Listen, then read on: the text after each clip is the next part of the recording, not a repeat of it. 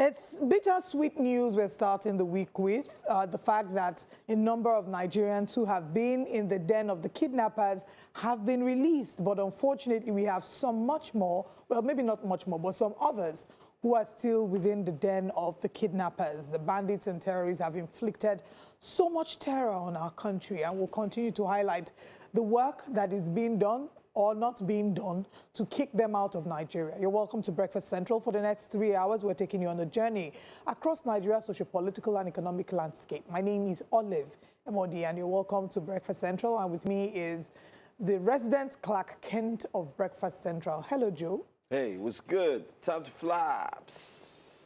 I also have Binga Borowa in the house. Binga, how are you doing? I'm good. Good morning, guys. It's great to be here, well-rested, energetic, and raring to go. And of course, we don't live in isolation. We are connected to everything that happens in the world. This week, by the way, the biggest sporting spectacle starts in the United States, Mexico, and Canada. And tongues are already wagging. The United States are not having it easy as a host. And people are questioning Mr. Infantino. You saw all of this, and you still made them host. Yesterday, for example, around England's training center, yeah, there was a shootout. They said, no, this is just American culture welcoming you to the land of the free and the brave. There is nothing to worry about. And then where the Canadians, where the Swiss team are training, there's an area that is infested with snakes. And footballers have been complaining about the pitches. They converted NFL pitches into football pitches. The grasses are not level, you know. So many things happening in America. Visa denials, and people are wondering. How do people then access if there are constant visa denials, you know? I mean, I guess we're just there to watch the beautiful game. We'll watch the football and make the best of it. I agree with you. I agree with you. Nigeria is not there. So what team will you be cheering? By the way, the opening game is between Bafana of South Africa and Mexico. And for the first time in history, it seems the entire continent will be cheering the opponent. Mexico. Yes, we'll be supporting Mexico. It's going to be quite a spectacle. And the only reason, we know the reason why Africans are supporting Mexico. That is, of course, because South Africa in the past few months, there have been Operation Dudula, the xenophobic attacks, the ask Jacinta should support South Africa alone. They would argue that there's the legal argument, and I can see a legal argument to asking for illegal migrants to leave. Yes. Well, it would be great if that's where it stopped. But so far, it's not looking like that's where it stopped, beyond the illegal migrants being asked. Because the truth is, yeah, if you're an illegal migrant, go back to your country. But the amount of force, discrimination, and in the totality of it is xenophobia that has been exemplified in Southern Africa. Joe, is Dr. what has come into Aloy public affairs analyst and a businessman, he says we should temper justice with mercy, that, you know, we should take it easy on South Africans, that if you study the history of post-colonial Africa, people go through psychological. Is it a good enough reason? I don't think that makes sense. Personally, not to support Mexico. I don't know about supporting. I don't know about supporting. We eat tacos. Tomorrow we'll be eating tacos. By the way, the tacos you eat in Nigeria is not the same as one in Mexico. The Nigerian tacos is quite different, but let me also mention, in the meantime, let me also state that, anyway, the South African president, Cyril Ramaphosa, had a State of the Nation address yesterday. It was quite lengthy. I was able to catch, I think, a glimpse of it where he had made a statement that, listen, he's not, in other words, his body language is not in support of what the South Africans have been doing to other African countries. He's saying that you do not have the right to go and ask people, prove who you are, where are you? Exactly. And he said that's left for the authorities to do, and not left for you to actually do. That's what he said. So when we see people go ahead and carry on the jobs of the duty, especially the duty of authorities, by going around asking people, where do you live, who are you a Nigerian, by the way, you shouldn't be here, A, B, C, D, E, and so on and so forth, name them.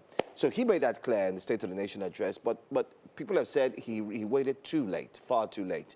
There are also videos that circulated where people are now bringing back one of the statements he made during the election period, the campaign period, and of course he would not allow people come in and take the South African jobs back and forth. But it is what it is. Let's see how this will pan out, especially at the World Cup. Unfortunately, for us here in Nigeria, we'll just be watching. Hopefully we stay awake. I don't think I would dare try to stay awake to watch one game. So it's 8, because 11 p.m. and 2 a.m. Yes, especially games around 2 a.m. because When we you have have to be work here. you have to we wake have up to at be here. 4 If a.m. I'm to going to make watch it any here. match, I should just bear the cost No, that. you should be lucky that Nigeria is not there. Because if Nigeria were to be in the World Cup and we had a 2 a.m. match, you would be tempted to... No, Joe Hansen will not stay awake at I 2 will a.m. not to stay watch awake for coach that match. game. Okay, And that's- I'll Joe tell is you not one why. of those people. No, I won't. He will not. I He will won't. do not. If it's funny Instagram reel, you can stay awake for that one. Are you okay?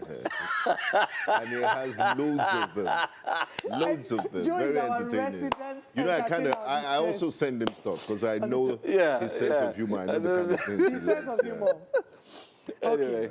Now that we've started on a laughing note, let's get into the crux of today's conversations. This morning, Wake Up Conversation starts with the update on insecurity. Now, it would seem that security forces have recorded some major breakthrough over the course of the weekend against kidnapping and insurgency, even as many families continue to live with the pain of uncertainty. In Ibadan, police operatives have rescued the younger sister of former Minister of Power, Adebayo Adelabu, and her 12-year-old twin boys just days after they were abducted on their way to school, a tense intelligence-led operation that ended in relief for a grieving family. However, in Borno as well, troops or Operation Hadin Kai also freed 360 abductees, including women and children, from a Boko Haram enclave in the Mandara Mountains after weeks of sustained surveillance and covert operations. However, this ordeal is not over for several families in Oyo State, where students and teachers abducted from a school remain in captivity, still awaiting rescue, and anxiety depends in these communities. Now, behind these developments are human lives caught in the middle, frightened children, desperate parents, Nigerians who are grieving, and families clinging to hope that their loved ones will return home alive. Let's share with you the video that the Nigerian police shared of the rescue of the Adelabu family, or the Adelabu twins. No, they are not Adelabu, but yeah. I'm videoing, sir. You cannot go into a dark room like that. I'm videoing. Yeah, okay. Somebody see me. Guys, be careful there. If you move, come down. Hold down.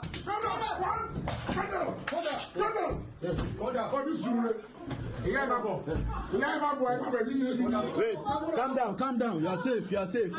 Calm down, you are safe. Come. Go out. You are safe. You are safe. Put on your light. Good. You are safe.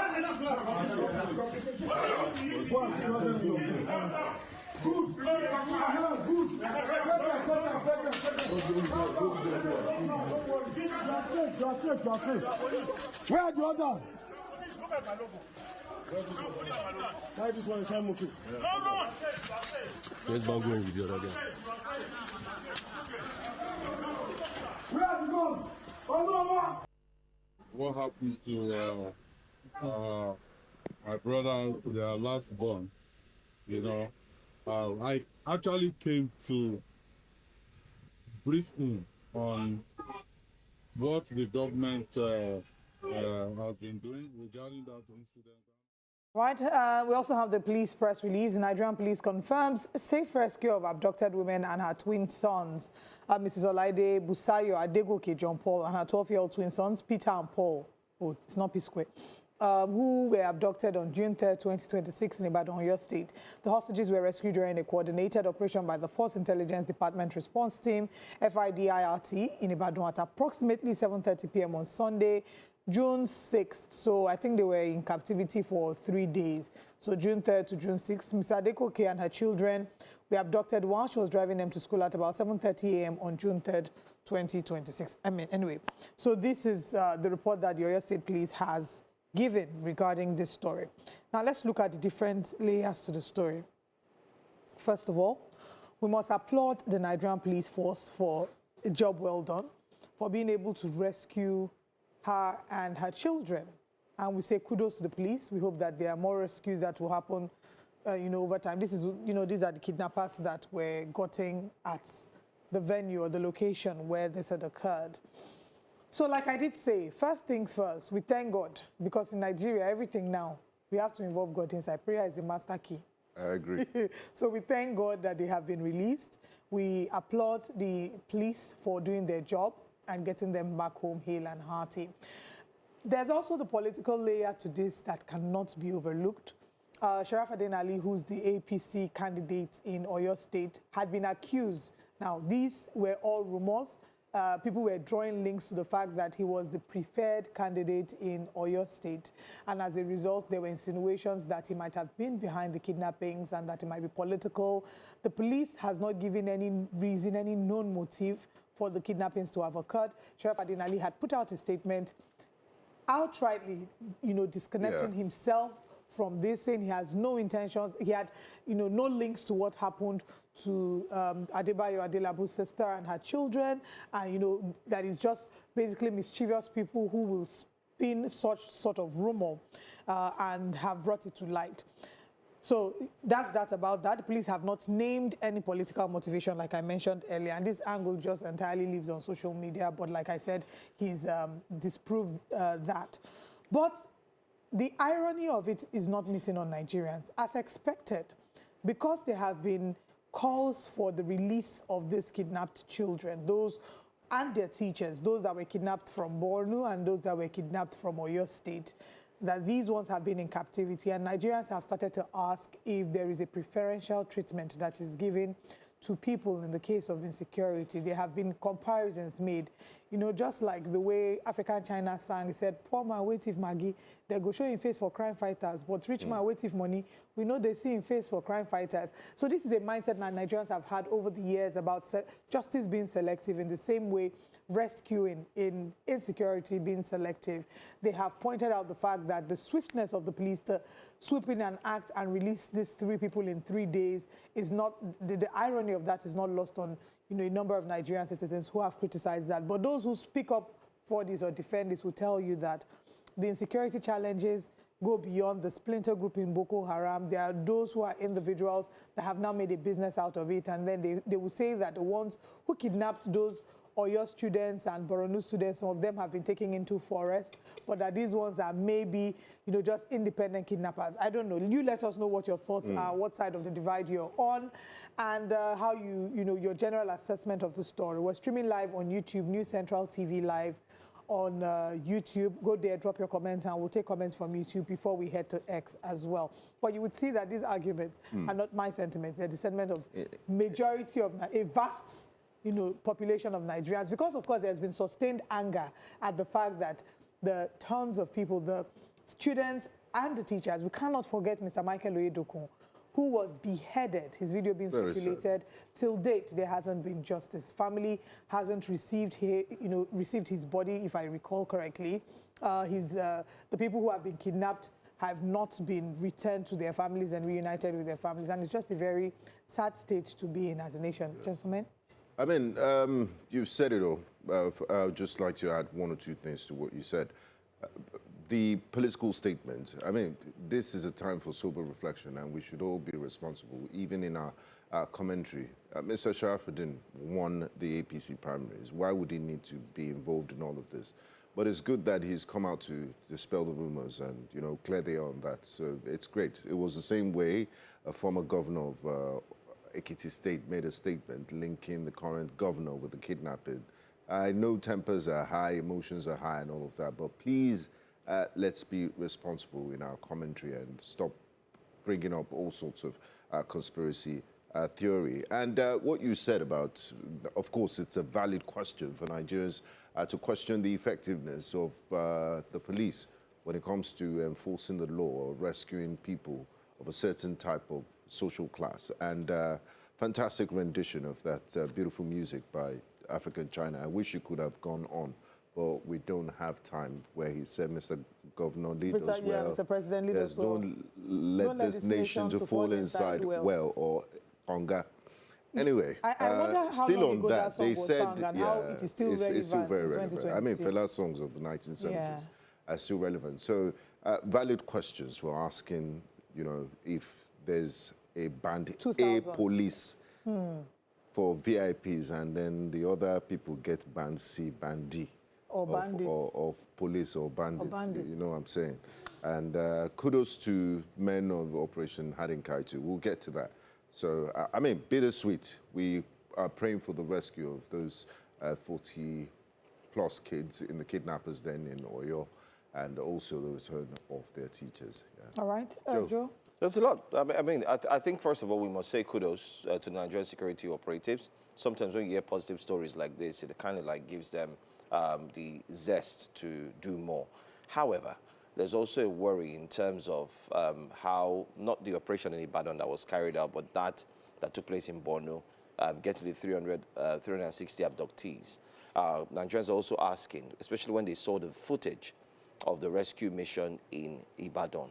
There's also a little bit of controversy around that Ibadan, which is also cropping up that he had to do his Sunday bowl. He also lent his hand. But he's come out to deny that. So there's a back and forth. They said he came out to deny. Another person said no, he actually lent his men, told his men to go there. He was supervising and so on. I don't think this is the time for us to get into these arguments. I think what we should look at is what can be done if we need to form an alliance as best as possible. Remember that the presidency is talking about state police, and state police cannot be harnessed without communities' input. The communities are stakeholders. Community they're major stakeholders. So if a Sunday bowl, whether you like it or not, has been given the clearance by the state government to say, go ahead. If you know these guys, if you can bring them out, because he was also, remember he made a video and said, listen, if they give me the opportunity, I will go in and bring these guys out. And now that this has been done in Ibadan, Nigerians are now clamoring and saying, listen, whether he had a hand in it or not, or whether there was a joint operative plan or strategy, can't we opt for this same strategy for the ones who, by the way, it's 24 days and counting. They've still been there inside the bush. And Nigerians are calling and saying, listen, if 24 days, it rained heavily this past few days, the weekend. Actually, I think it's 25. Is it 25 from 15th? 16 days in March, in May rather, plus the 8th day. So today is the 25th. 25. And people are saying, if this particular operation was successful, can't we have a similar operation? But we like the fact that we hope it's not for the optics. That's another thing that people are saying.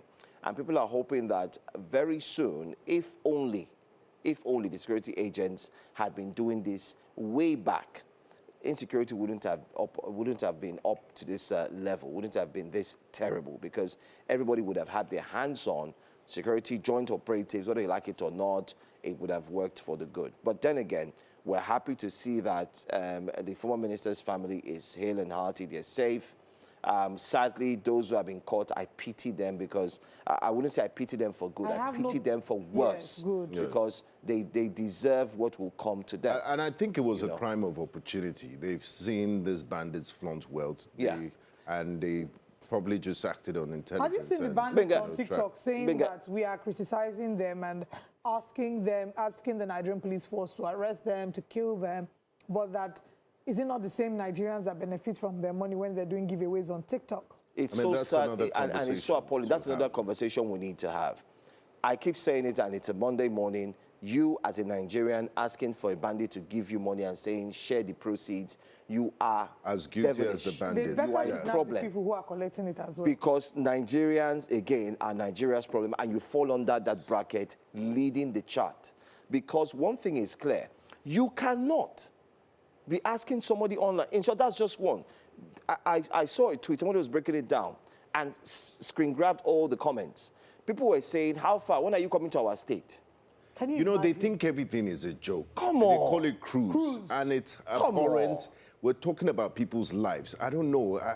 I don't want to sound like those uncles of our generation that will say, you know, young people, because I don't want to paint all young people with the same brush. But the problem is that, unfortunately, there's a moral decadence that we don't see. We're starting to see the fruits of it, but if we don't do something drastic, in the next few years, there will be nothing like values, nothing like morals. Yeah, because the people will even make celebrities. The people will make famous from nothing, from doing decadent things. Yeah, it's why people will try their tragedy. best to do the craziest things just so that they can trend, they can blow, because it feels like all virality and that is is what virality. appeals to Then people, you get on social not media, you're intellect. begging terrorists. How Killers, despicable a killers. person are you? Imagine that money was gotten from money that they extorted because they kidnapped and killed your family member. How would you feel about that? It's always easier when it happens to somebody else, but then when it happens to you, Igbo people will say, "Oh, money also Sisi called me." That means when it's happened to someone else, that means it's happening to Wood. You don't feel it personally because it's happened to someone else. And we need to get back to the point where we are truly our brother's keeper, when our heart breaks at the injustice being done to another person. And if you're watching this today and you're one of the people that go online to collect money from bandits, please stop it. It's wicked, it's unkind, it's lacking in values, it's a terrible thing to do. Wait, Stop it. the whole BVN NIN exercise, what's the point if you can't trace people? So there we go again. We have another problem with that. And that question we will continue to ask every now and then. There is no way on earth that Nigeria has spent trillions, because if you do the calculation, I was trying to go through the calculation, I think it was last weekend, on the amount that has been spent in configuring, getting all these processes ready. Yeah, from linking from the NIN to the BVN. Remember the former Minister Issa Pantami? Remember during the COVID period where people were told, listen, if you don't have if your network is not connected to BVN, and people, even in the heat of that pandemic, people were seen frolicking, doing what they were not supposed to do. They weren't keeping the distance just because they wanted to register their SIM and ensure that they get it with the BVN. And eventually, it was now cancelled and then moved. A lengthier time was given, extension was given. My point simply is this. Now that we have a success, as we've seen over the weekend from the security operatives, we do hope that they do not rest on their oars, that they just continue like that. We heard that the Navy is sending helicopter surveillance to go survey the bushes and comb around, especially looking for those of the 42 students and teachers who were taken away from Oyo. I like that, but I don't know if they should announce that. That's another thing again. No, but you can't even hide it. You can't even hide it. And it does something psychological to the families and to even the rescue, the kidnapped people. Because when they hear helicopters hovering, they know, oh, we still have hope. We have faith that, they know we're here. And it would also put the fear of God in the kidnappers. And please, let's enforce the death sentence, because this is not the time for back and forth. It's okay, sad. so I want to take comments on YouTube and then we'll head to X. I'm going to start with the last comment I've seen. Good morning, first of all, to our YouTube audience. Thank you for always sharing your thoughts.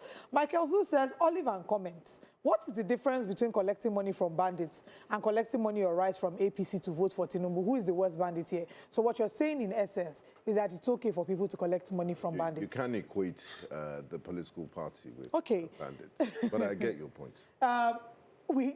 Anyway, we'll come back to that. I'll just read all the comments here as quickly as I can. Michael Zus also said, suddenly police and DSS have intel to rescue Band A, Adelabu's sister and nephews, but can't display similar bravery for the Band C abducted students of Orire.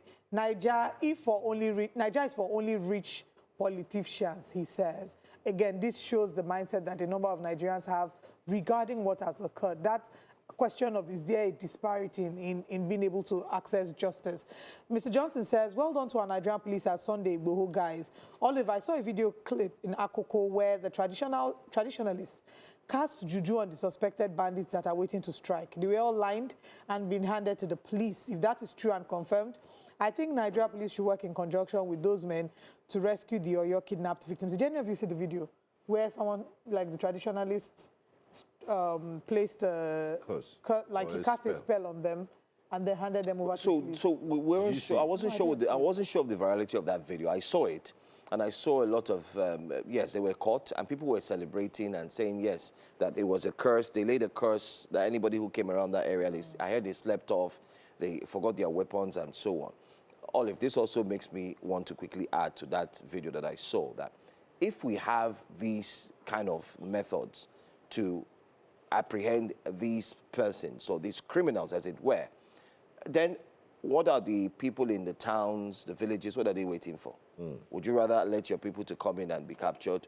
It all depends on what your thoughts are. That's personal. It depends on what you want to do. There's also the case of the pastors just to add that, let me state that because I saw Anambra State. I like what, you see, whether I like it or not, there's one thing I will remember. But it's dangerous territory. It should not start what it cannot finish. I like what the governor of Anambra State is doing. I saw those fake pastors, and he said, listen, and he came out again and said, you guys, if you are real, now people are sick. People are having spinal problem. Just go and touch them now. Let them feel well. So you can do miracles. Prison, like Paul and Silas. Yes, and it's the same thing I saw in the comment section. I kept laughing because I have always had this in mind. If there's so much kidnapping and so on, and you have that so much power, and you can evoke spirits and demons, come on, man. Roll in and just do this thing. Just the way in the primaries, they say the politicians should go and test their popularity. Exactly. Go and test your power now. Come on. Anyway, okay. That's just I mean, still in the spirit of sharing good news regarding the kidnap, there was also another release. Happened to be our second story. We'll just run through that as quickly as possible to let you know that 360 abductees have been released as well. These are people that will probably... There hasn't been as much publicity about their kidnap. They had been in captivity for a while. Reports have it that the 360 of them were released. Unfortunately, 2 could not withstand the mountainous turbulence, and they unfortunately died.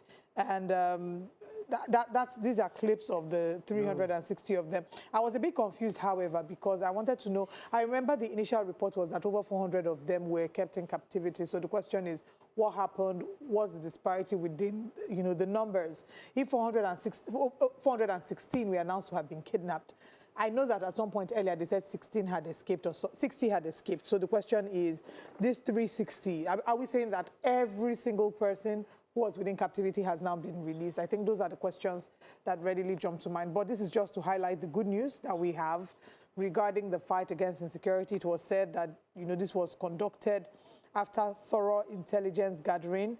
Troops of Operation Hadin Kai, comprising special forces and troops of Sector 1, rescued these 360 victims from a heavily fortified Boko Haram jazz faction enclave hidden within the rugged Mandara Mountains in southern Borno, described by military authorities as one of the most successful hostage rescue operations in the northeast in recent years. It was said that 2 infants, like I mentioned earlier, succumbed to the exhaustion.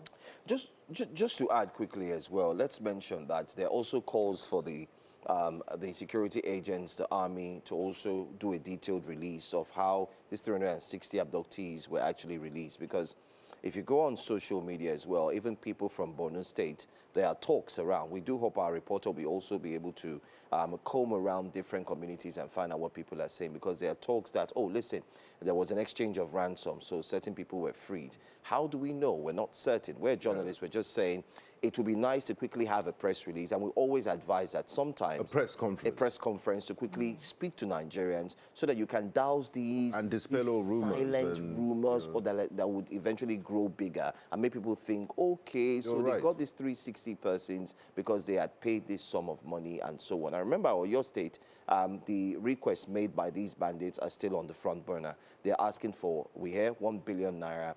The state should actually appraise and accept, rather, the Sharia laws. And then, of course, they're asking for the release of some of their own leaders. I hope we see the extent to which these bandits can go to get or to secure the release of their leaders. And I hope that that same anger, the anger and the passion with which they will do anything to release their leaders, that our Nigerian government will exhibit that same level of anger, and passion to release every single Nigerian in captivity. And that's why I've called for the death sentence, because if they have killed your leaders, there's nobody to ask for.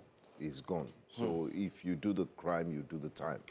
All right. Let's exert maximum pressure. All right, that's what we have this morning. Let's share with you what our top stories are on Breakfast Central. Our top stories this morning on Breakfast Central, we're bringing you the update regarding the Obi-Kwankwaso alliance.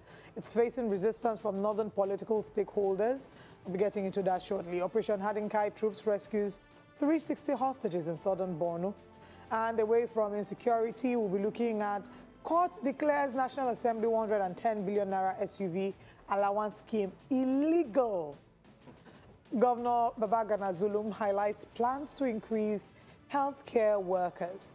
And we have the newspaper front pages where our analyst joins us. And then we'll open the phone lines at that point. Stay with us. Federal High Court in Lagos has ruled that the National Assembly's expenditure of 110 billion naira in sports utility vehicles, SUVs, and support allowance for lawmakers was unlawful.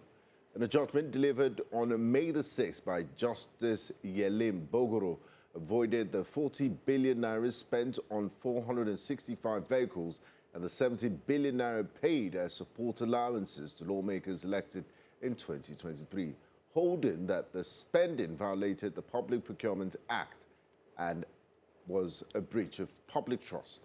The suit was initiated by the Socio-Economic Rights and Accountability Project against the National Assembly. The court ordered Senate President Senator Godswill Akpabio and House Speaker Tajuddin Abbas to ensure that future legislative spending complies with due process, transparency, accountability, and value for money principles. Justice Bogoro described the expenditure arbitrary and disproportionate, noting that lawmakers approved spending from which they directly benefited, creating conflict of interest and raising concerns of self-dealing. Now, here are more facts from Justice Bogoro's judgment. The court ruled that the National Assembly failed to provide credible evidence that procurement procedures, competitive bidding requirements, and value for money assessments were followed. Justice Bogoro cited Nigeria's economic realities and widespread hardship, saying the 110 billion naira allocation failed to prioritize the national interest. The court also noted that the National Assembly did not specifically rebut key allegations in the suit, leading the court to deem those allegations admitted. The court also concluded that the expenditure undermined the fiduciary duty public officials owe to Nigerian citizens. The judgment reinforced the principle that legislative spending remains subject to judicial scrutiny where questions of legality and due process arise. Now, joining us to discuss this development is legal practitioner and public affairs analyst, Mr. Jide Ologun. He's with us in the studio. Good morning, and thank you very much for joining us. Good morning. It's my pleasure. Good morning. 110 billion naira. If any of us on this earth had that money, I think that our lives would be forever changed for good. Do you know, have you seen my account? I know Why do you make such huge assumptions? I know you certainly do not have anything close to that. But that being said, 110 billion naira proving a project that they will personally benefit from, talking about the fact that we then see conflict of interest, talking about the fact that there's an illegality. They have constituted an illegality.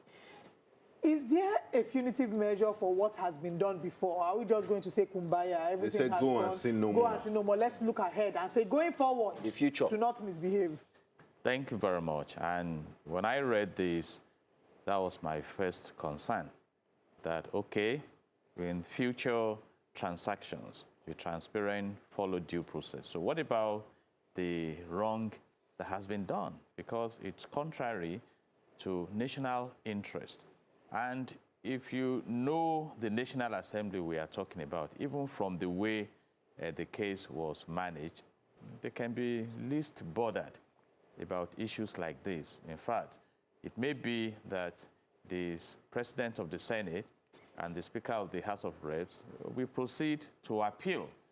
But the issues there have been amplified by Honorable Justice Bogoro, talking about considering the state of the economy, considering the essence of service by virtue of which you are in the office.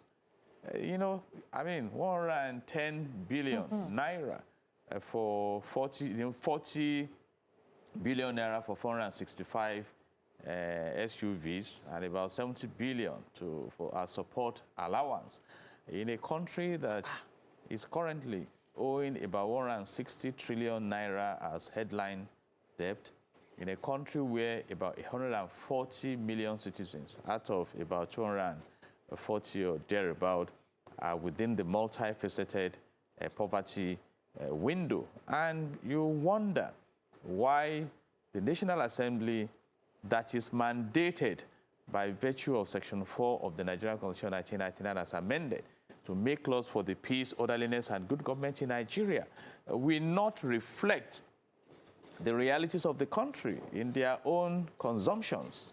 You know, it's quite disturbing.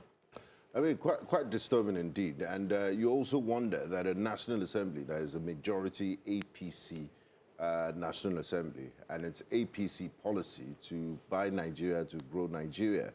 There's a Nigeria First policy that's been documented, even in procurement. And you wonder what happens to Nord and IVM motors, that they can't even purchase these things. But that aside, the law is there to guide principles and also act as precedent.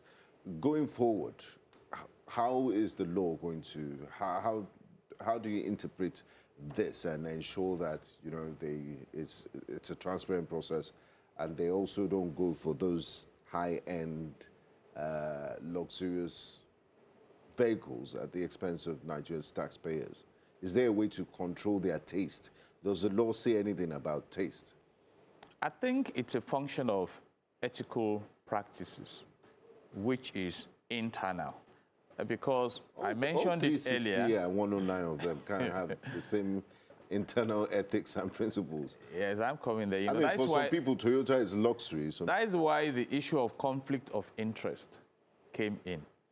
They should be able to feel the pulse of the society, you know, and it's a difficult one because you are now telling those who make the laws to slim down on the way the resource of the country is engaged. It's a difficult one because how do you, okay, now, what should have been expected, for instance, is that they be given an order to reverse that transaction, maybe compensate the purse of the government. But just a warning that in the future, don't try this. So what mechanism is there to prevent them from trying it in the future? That's what Oliver also pointed out. There's no punitive aspect. So where is it? Because they will tell you. It's almost advisory. The argument, we discussed this issue before SERAP, Socioeconomic Rights and Accountability, went to court on it. And we asked the simple questions. Quite a number of you have your private vehicles and everything.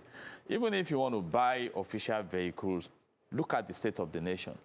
When PAN was in Nigeria, the president of the head of state at the time, drove in Peugeot 504, if you recall.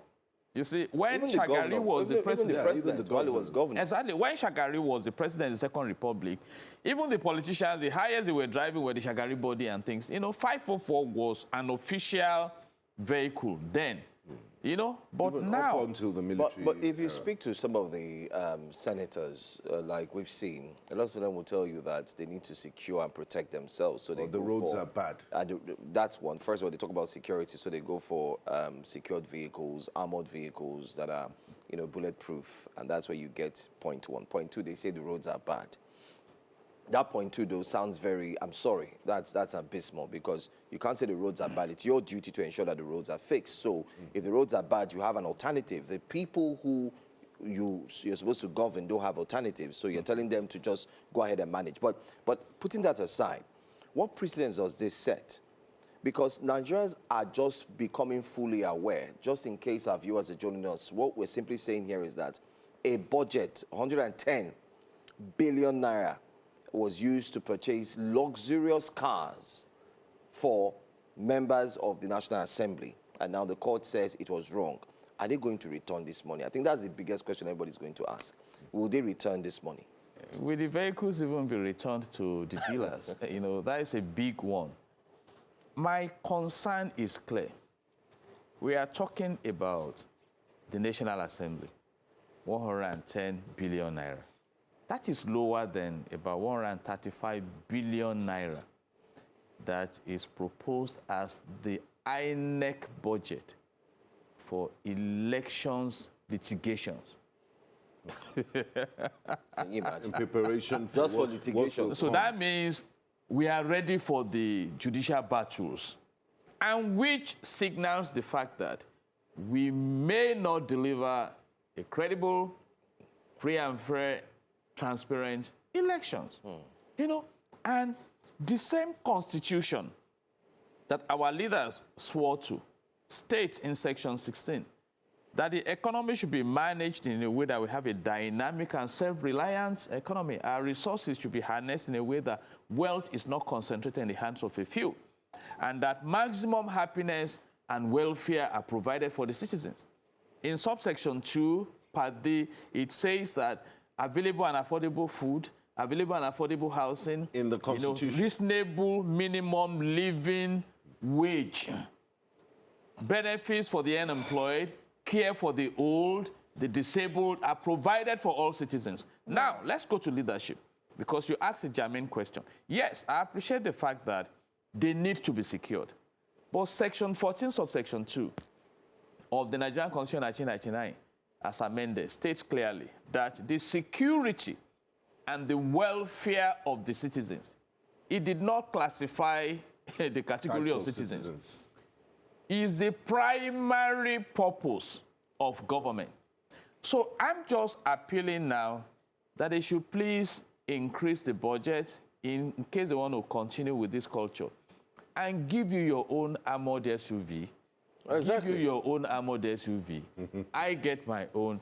You get your own, so that we are all secured. Exactly. I agree completely. You see, and that's why Nigerians should be questioning leadership. I mean, but it's gone beyond this. Even my president and commander-in-chief of the armed forces, whom I respect so much and I love so much, President Bola Ahmed Tinubu, left the national grid.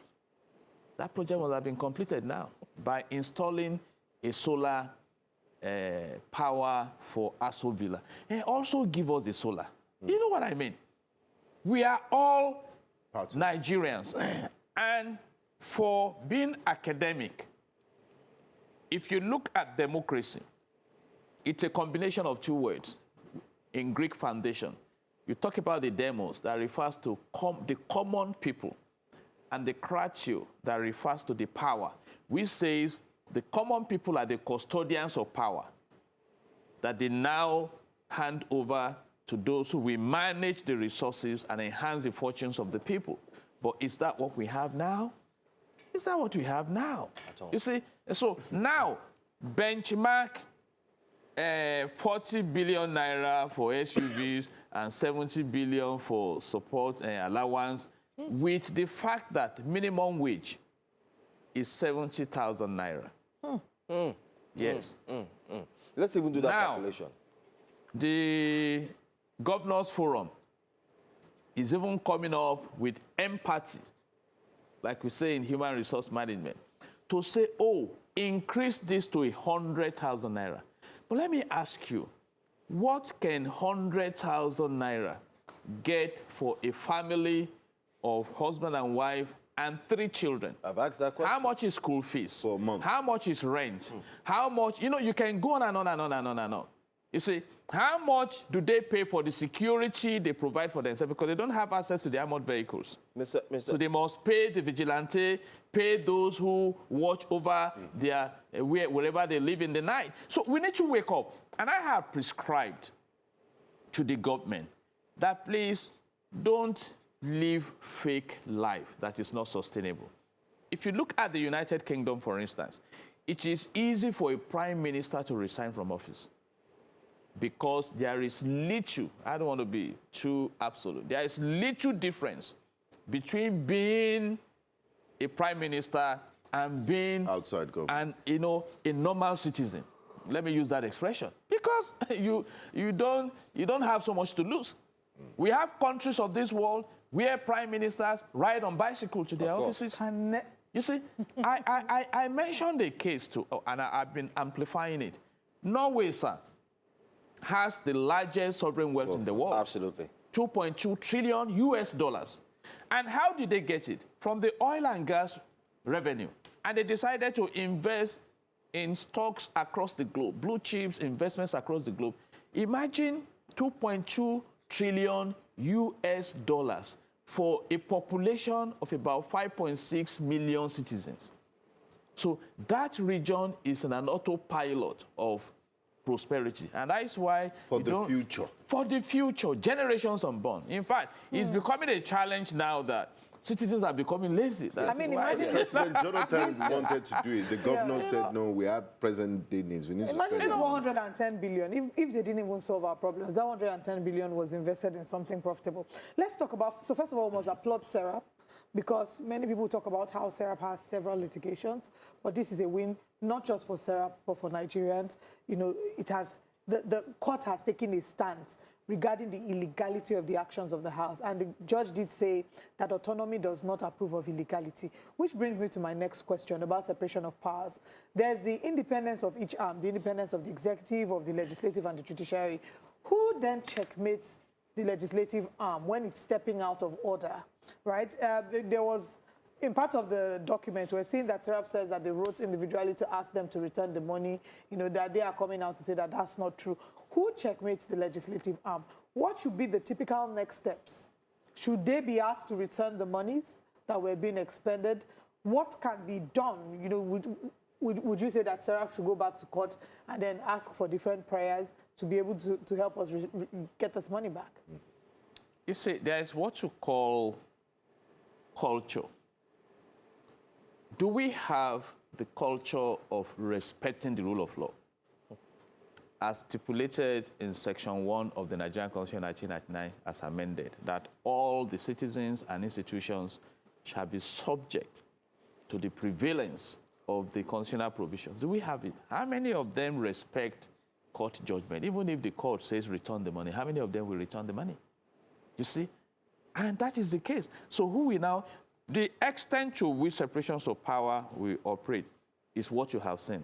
Now, Section 5 of our Constitution empowers the president with the executive powers. Section 4 empowers the legislators to make laws, like I mentioned earlier. And the legislators can control the president because they have the power to impeach a president that goes off course. And now Section 6 empowers the judiciary to interpret the laws and put all of them in order. But when the court comes to conclusion, do they comply? Because it's the function of the executive to activate the compliance, and which shows us that in Nigeria, perhaps we have come to a stage when some people have grown above the law. And that is why the society, you know, from time to time will come up with the perception that the justice is negotiable in the country. Otherwise, if you were to imagine the case of Malami being in China, will he be now seeking to become a governor of a state? When about 312 billion, we are even talking of... And then the properties. Properties linked to a former Attorney General of the Federation. And the fact that the government has secured an interim forfeiture means that he procured them with illicit funds. And yet this man is even still challenging on the basis of fundamental human rights. You see, we are in a country where Haji Sirika fooled everybody. Look at this case of Serap. This case got to court in 2023. This is 2026. So some people have the impression that what's the big deal? Court, let's go. I just told us now, and go and check, the budget of INEC for an election that has not held, for court cases, about 135 billion naira. Post-election litigation. And how much do we, you know, we are talking about insecurity everywhere now. Do you know that a safe school initiative was established in this country? Just before, even by, you know, somebody from outside the country who was like the arrowhead to help. What has happened to the money mobilized? We have several questions in this country. What has happened to the power sector? Thank God, again, that the former Minister of Power, Mamam, what's his name, has been jailed for 75 years. Many people have taken, the Ajakuta steel rolling mill was conceived in 1979, Second Republic. Till date, billions of naira gone into people are collecting. It's like a basket. Exactly. And our president went to the UK, glamorous visit to the king. I appreciate that on the scale of international relations. And now subscribe to a deal to revive British our still. Apapa and Chinkan port. Mm-hmm. Apapa port was set up in 1913 and went into a deal for UK to give us 120,000 tons of steel. So what has happened to Ajakuta Steel Rolling Mill? And that is the biggest deal for the UK in this season. And the UK bank, we borrow us that money. It's not as if we have generated that revenue. And we are now taking it to buy. So loan upon loan upon loan upon loan. Yes. You know, so, and that is why Serap is saying, are you people, you know, is he oblivious or what expression to of the what is economic happening realities. around you? Now, that And brings by me to the this. way, every life is important. Like I said, if you think you must ride, then maybe we should have armored National Assembly. Exactly. Armored bedrooms for them.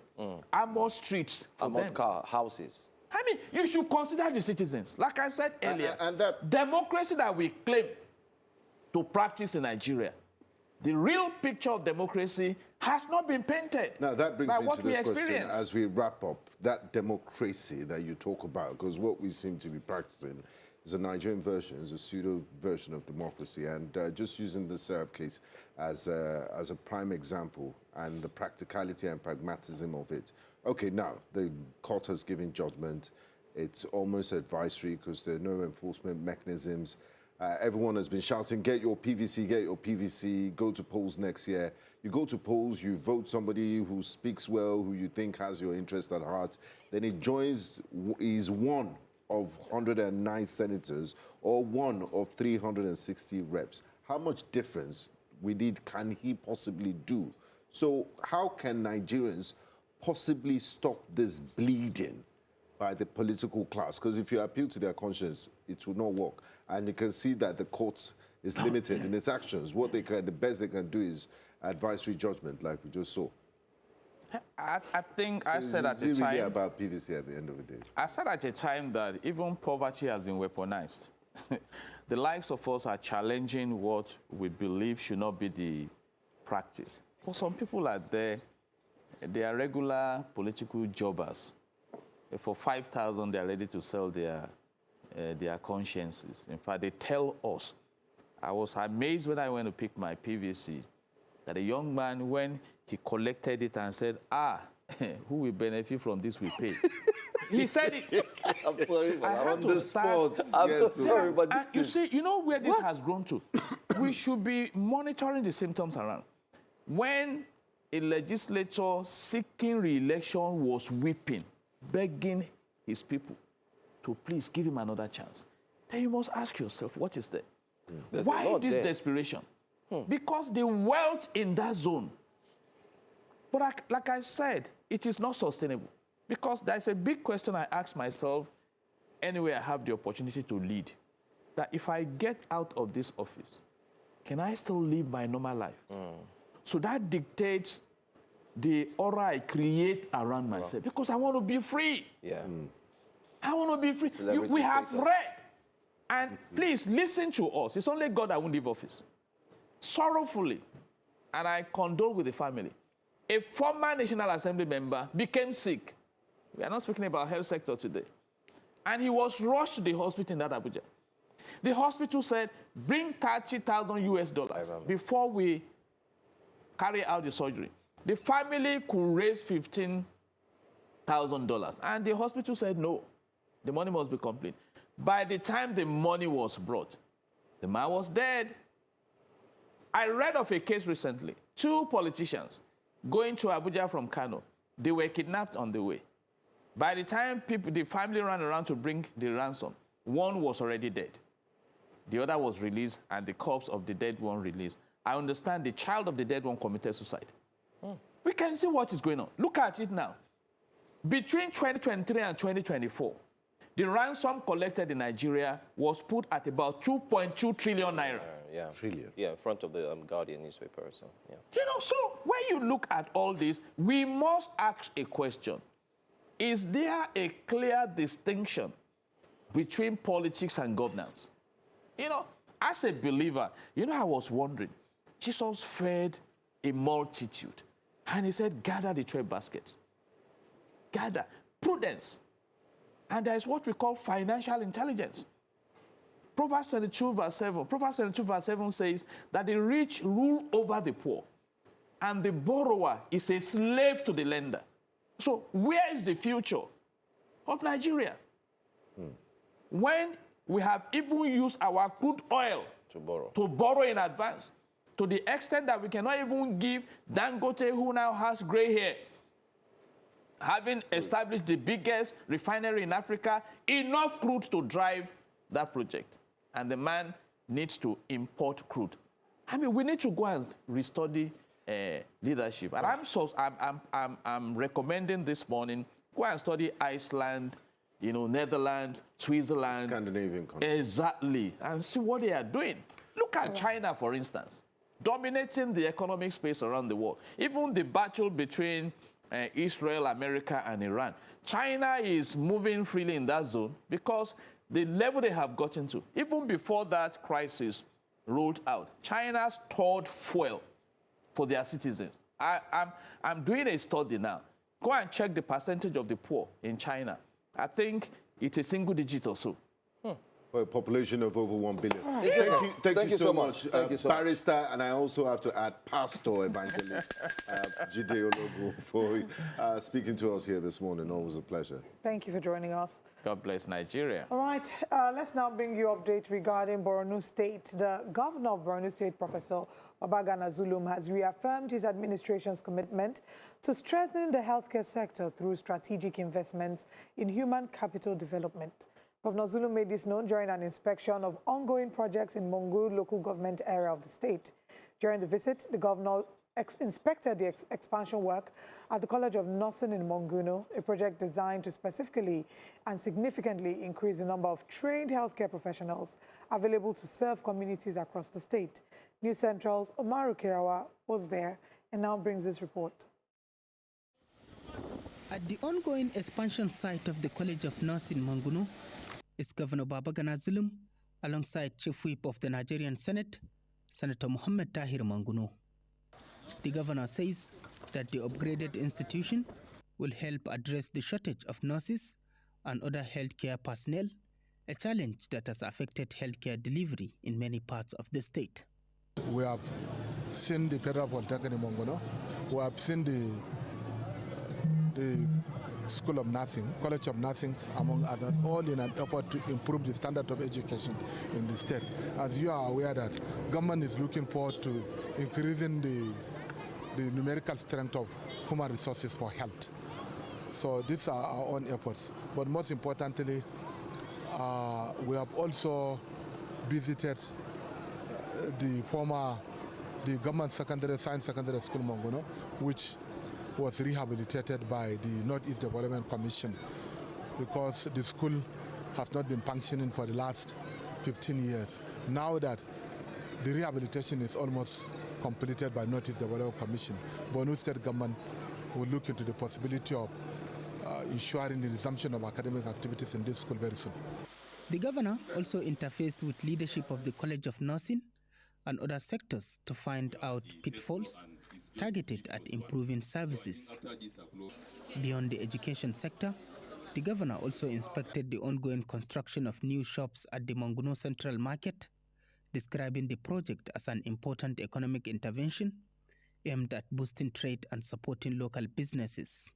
We sincerely thank him for this meaningful project that has directly touched on the lives of the people, has brought dividends of democracy, and has brought succor to the well-being of the people against the background of the devastation visited on the people by the Boko Haram insurgency. We sincerely thank him for that. Residents and community leaders in Monguno have welcomed the project, expressing optimism that the investments will accelerate recovery, improve social services, and strengthen economic growth in the area. From Monguno town for News Central, Umaru Kirawa. Kudos to Governor Babagana Zulum. Well done. And we will definitely continue to follow up with that report. Let's now share with you what's coming up next on Breakfast Central. Coming up next this morning, we'll be looking at the Obi-Kwankwaso alliance facing resistance from northern political stakeholders. Operation Hadin Kai troops rescues 360 hostages in southern Borno. Plateau APC primary group alleges foul play once exercise cancelled.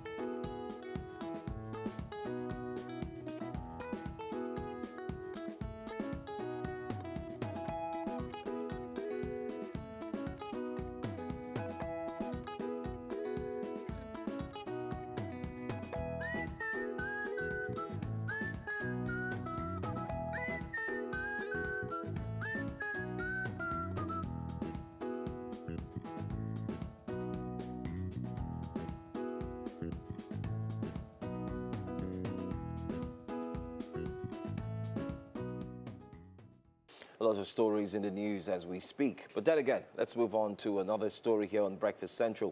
The Minister of Works, David Umahi, says that prioritizing the construction of the Mararaba-Keffi road alongside active and strategic security deployment has successfully crushed regional insecurity and completely halted kidnappings on the major highway. The minister, during a joint road inspection, unveiled a comprehensive blueprint to modernize a corridor through private concessioning and an advanced surveillance network featuring high-definition CCTV and dedicated observation rooms. He says that connecting the Federal Capital Territory and Nasarawa State will ease traffic congestion, reduce travel time, and boost regional economic activity. You recall that there used to be very high level of kidnapping on this road. But nobody remembers that this, road project is a way of fighting, insecurity in Nigeria.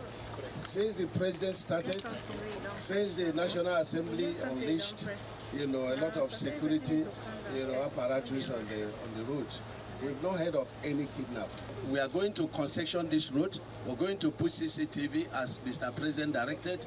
We are going to have observation rooms. We're going to have rest houses where we have filling stations. We have, mini supermarket. We have, small hospital. We have, parking, areas for the motorcycles, for the keke, for the, small cars, for the trailers, for the tankers. Interesting times, you could say. Well, while development is ongoing, let's tell you about another story this morning that the Divine Mandate for a Renewed Hope campaign organization in Jos Plateau State has called for the immediate cancellation of the results of the Jos South, Jos East All Progressives Congress House of Representatives primary election recently conducted in the state. The media director of the organization, Noro Stephen, spoke to newsmen in Jos, the state capital, saying that the announcement of the result does not reflect democracy, fairness, equity and justice, but widespread irregularities that marred the exercise.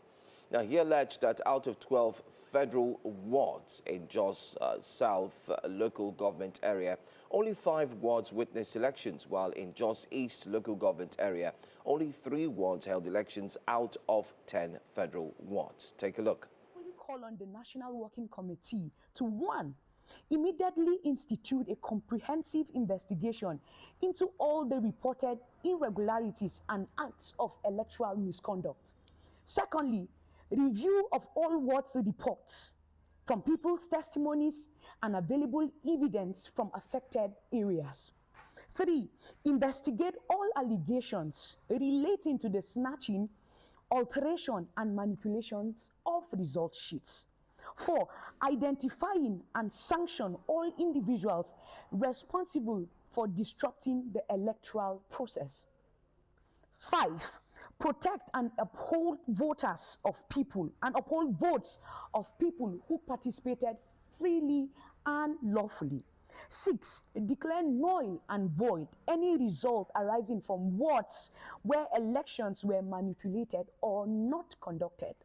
7, order fresh and credible election in all affected wards where people were denied the opportunity to vote. 8, ensure that the final outcome reflects the genuine mandate freely given to the party people. Our commitment to peace and democracy. We wish to make it abundantly clear that our position is not driven by personal immunity against any individual or group. Our struggle is a legitimate democratic effort aimed at defending justice, transparency, accountability, and the integrity of our great party.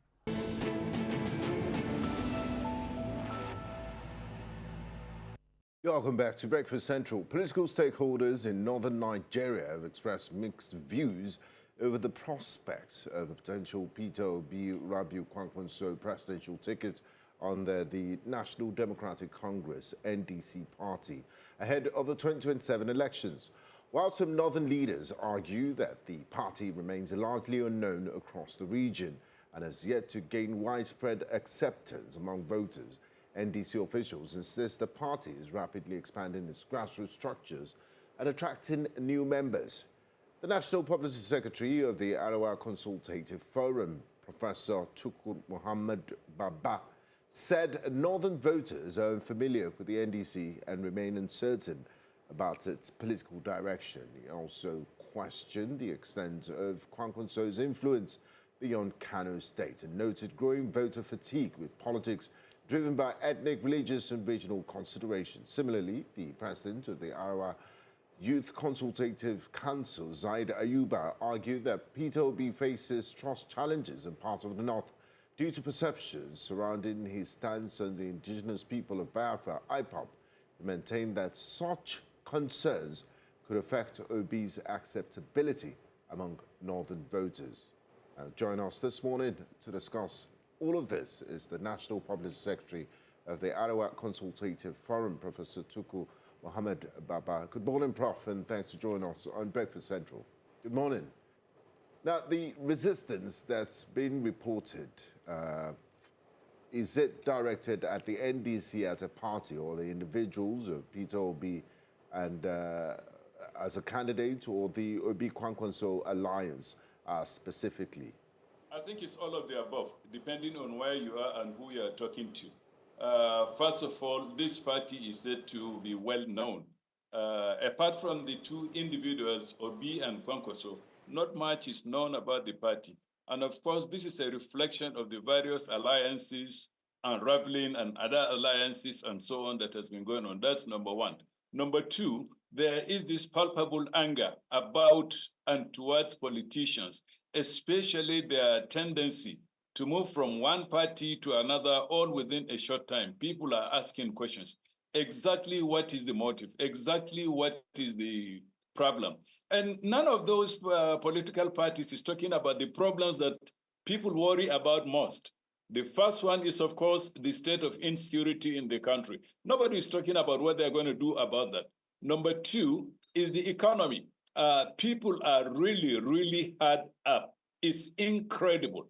The government says the poor is not paying taxes. I spoke to someone who said, how can the government say I'm not paying tax when even when I buy a candle, a matchstick, there is VAT on it?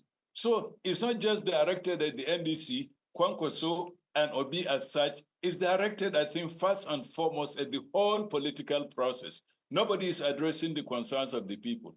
All they are concerned is who goes to where, what positions they occupy, and so on. And I think the Kwankwaso factor actually has been overblown. You know, some of the utterances he has made in recent times, I notice has been annoying people. People are simply galled.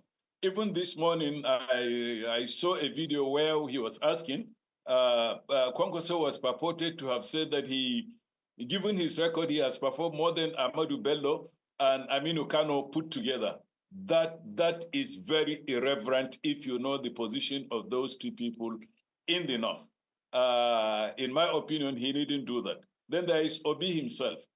People find it insulting that he keeps insisting that he will do only one term in office. That's not constitutional.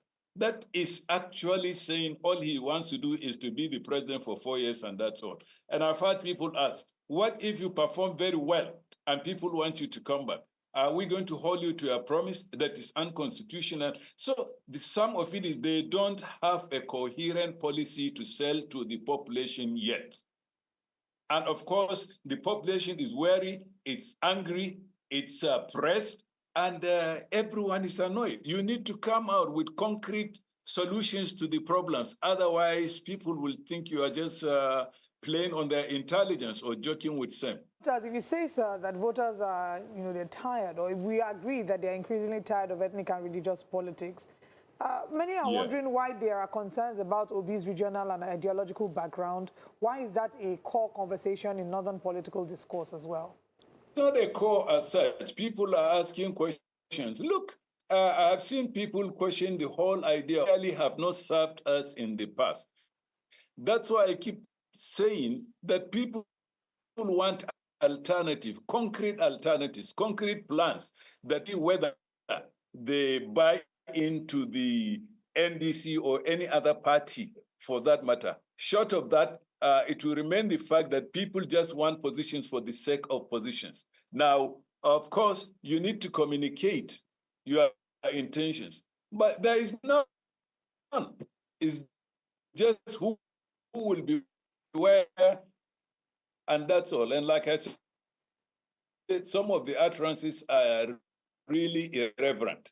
And I thought they will say just what is his plea now to NDC and so on. So people are saying, with all this noise, what is the beef? What exactly do you have for us? So far, the thing I've heard from him is only that he will serve for one term. And like I said, that is almost an irresponsible, excuse my language, irresponsible promise. I mean, who is asking you for that? Just tell us what you will do about the existential problems that has been bedeviling the people and seem to have no end.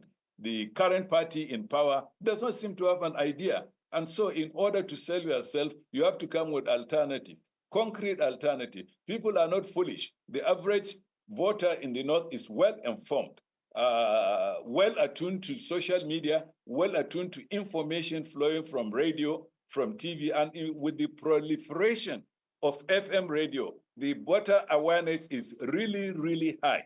And people evaluate things and they want to go beyond pronouncements, beyond individuals. They want concrete plans for the future. What are you going to do about fuel subsidy? What are you going to do about electricity subsidy? What are you going to do about lack of healthcare, infrastructure? What are you going to do about the loop-sided appointments, loop-sided location of projects, and so on? They are not offering anything. To that extent, in my opinion, they are empty so far.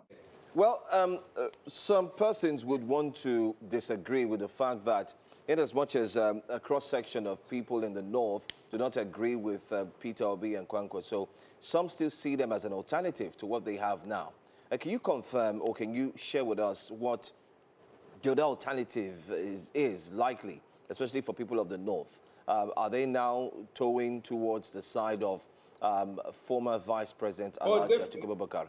Or would you say that the North is just ready and looking forward to see what will come in the next few months? Have they taken sides? Do you think there's a body language that shows that they are tilting towards the other side or anywhere? My assessment, first of all, is that there is no such thing as a northern position. The North is highly, highly diverse. There is no such northern position as such. But of course, there are interests of the people. If you call them northern interests, good and fine, and so on. But you cannot expect a unified, and I think there is no unified view on what the northern position is. If you ask me, I will say the northern position is all concerns about insecurity, concerns about security, concerns about infrastructure, concern about lack of trust in politicians. Simply, people are fed up that there are not alternatives. And so now the situation is not the same as it was in 2015, for that matter. Like I said, the northern voter is wise. They have tried the northern power change. It has not worked, but Buhari performed abysmally. They have gone to Muslim ticket. People have been sorely disappointed. And anybody coming with ethnic or religious cards, honestly, is facing a Herculean task. Let me give you an example.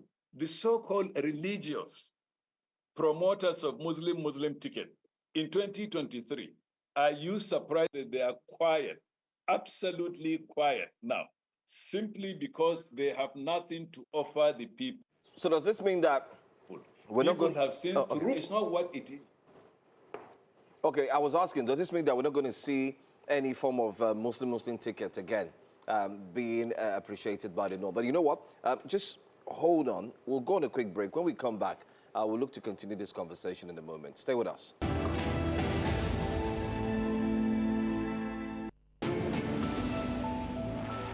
You're welcome back to Breakfast Central. We're still talking to the National Public Secretary of the Arewa Consultative Forum, Professor Tukur Mohammed Baba.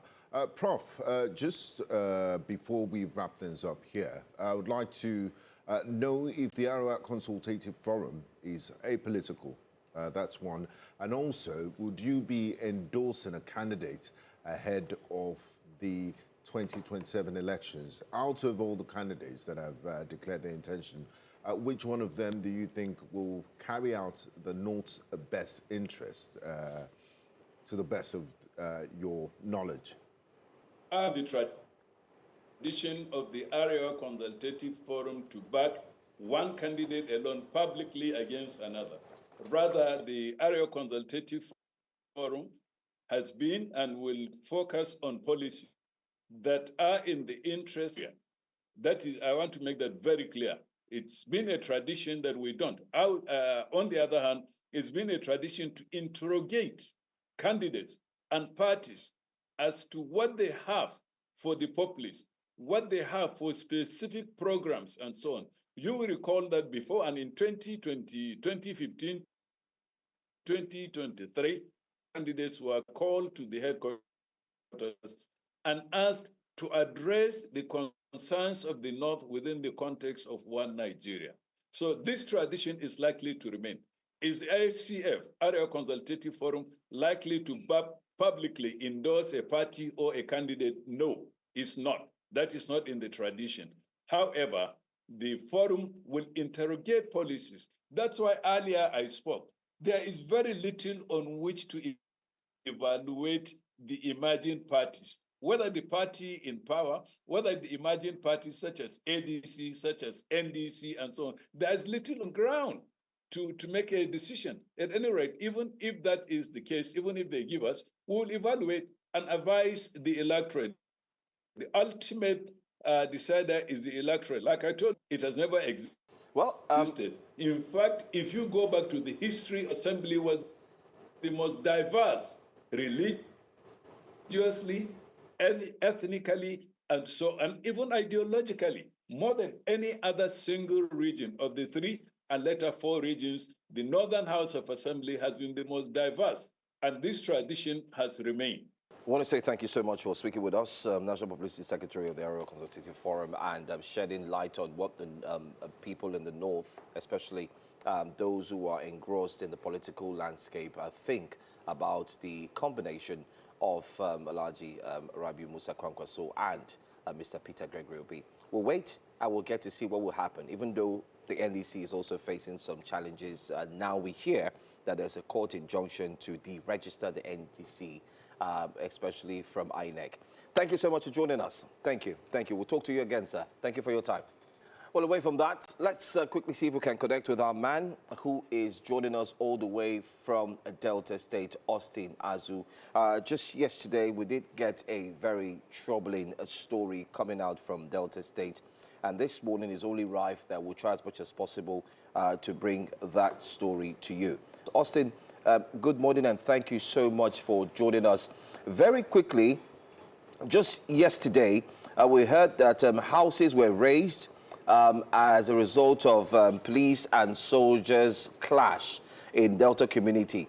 Can you quickly tell us what happened, particularly in Emede community, somewhere in Delta State over the weekend? We hear it's in the South local government area of Delta State. Okay, good morning, Joe.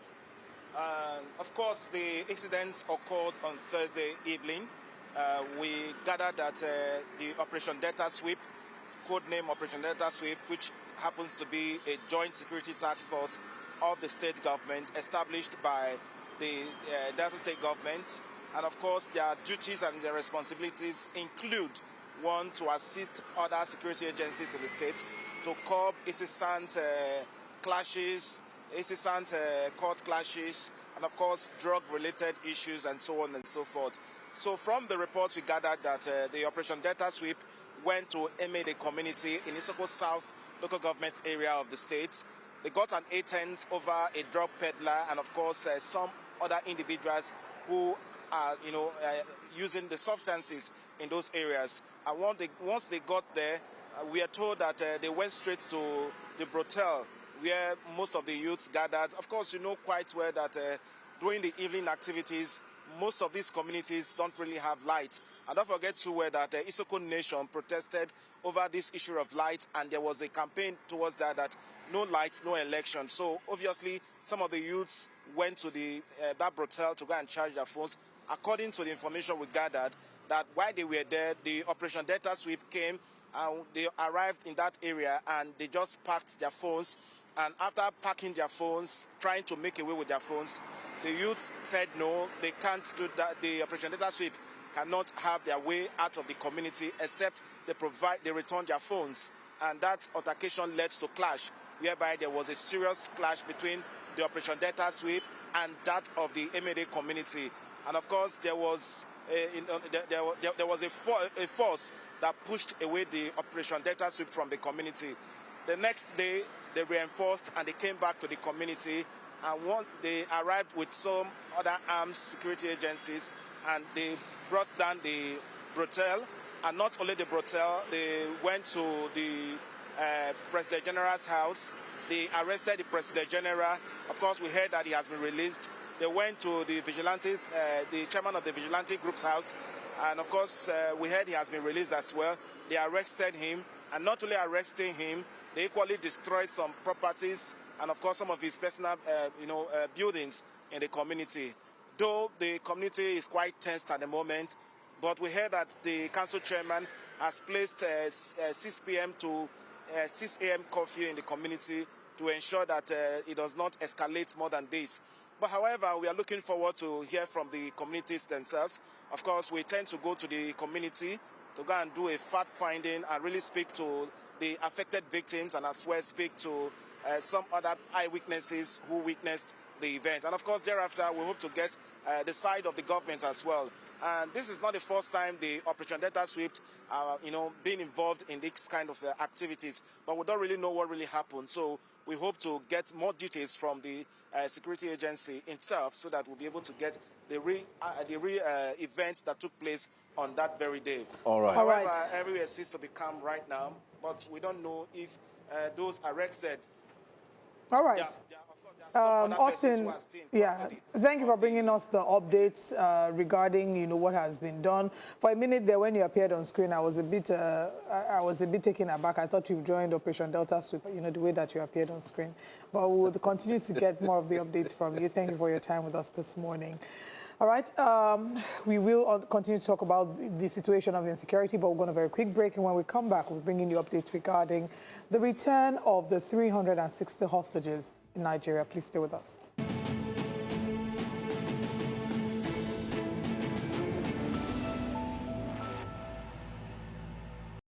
Thanks for staying with us. Nigerian troops have carried out a major rescue operation in Borno State, freeing hundreds of women and children who had been held by Boko Haram insurgents. Now, according to military reports, 360 women and children were rescued during operations targeting Boko Haram enclaves in parts of the state.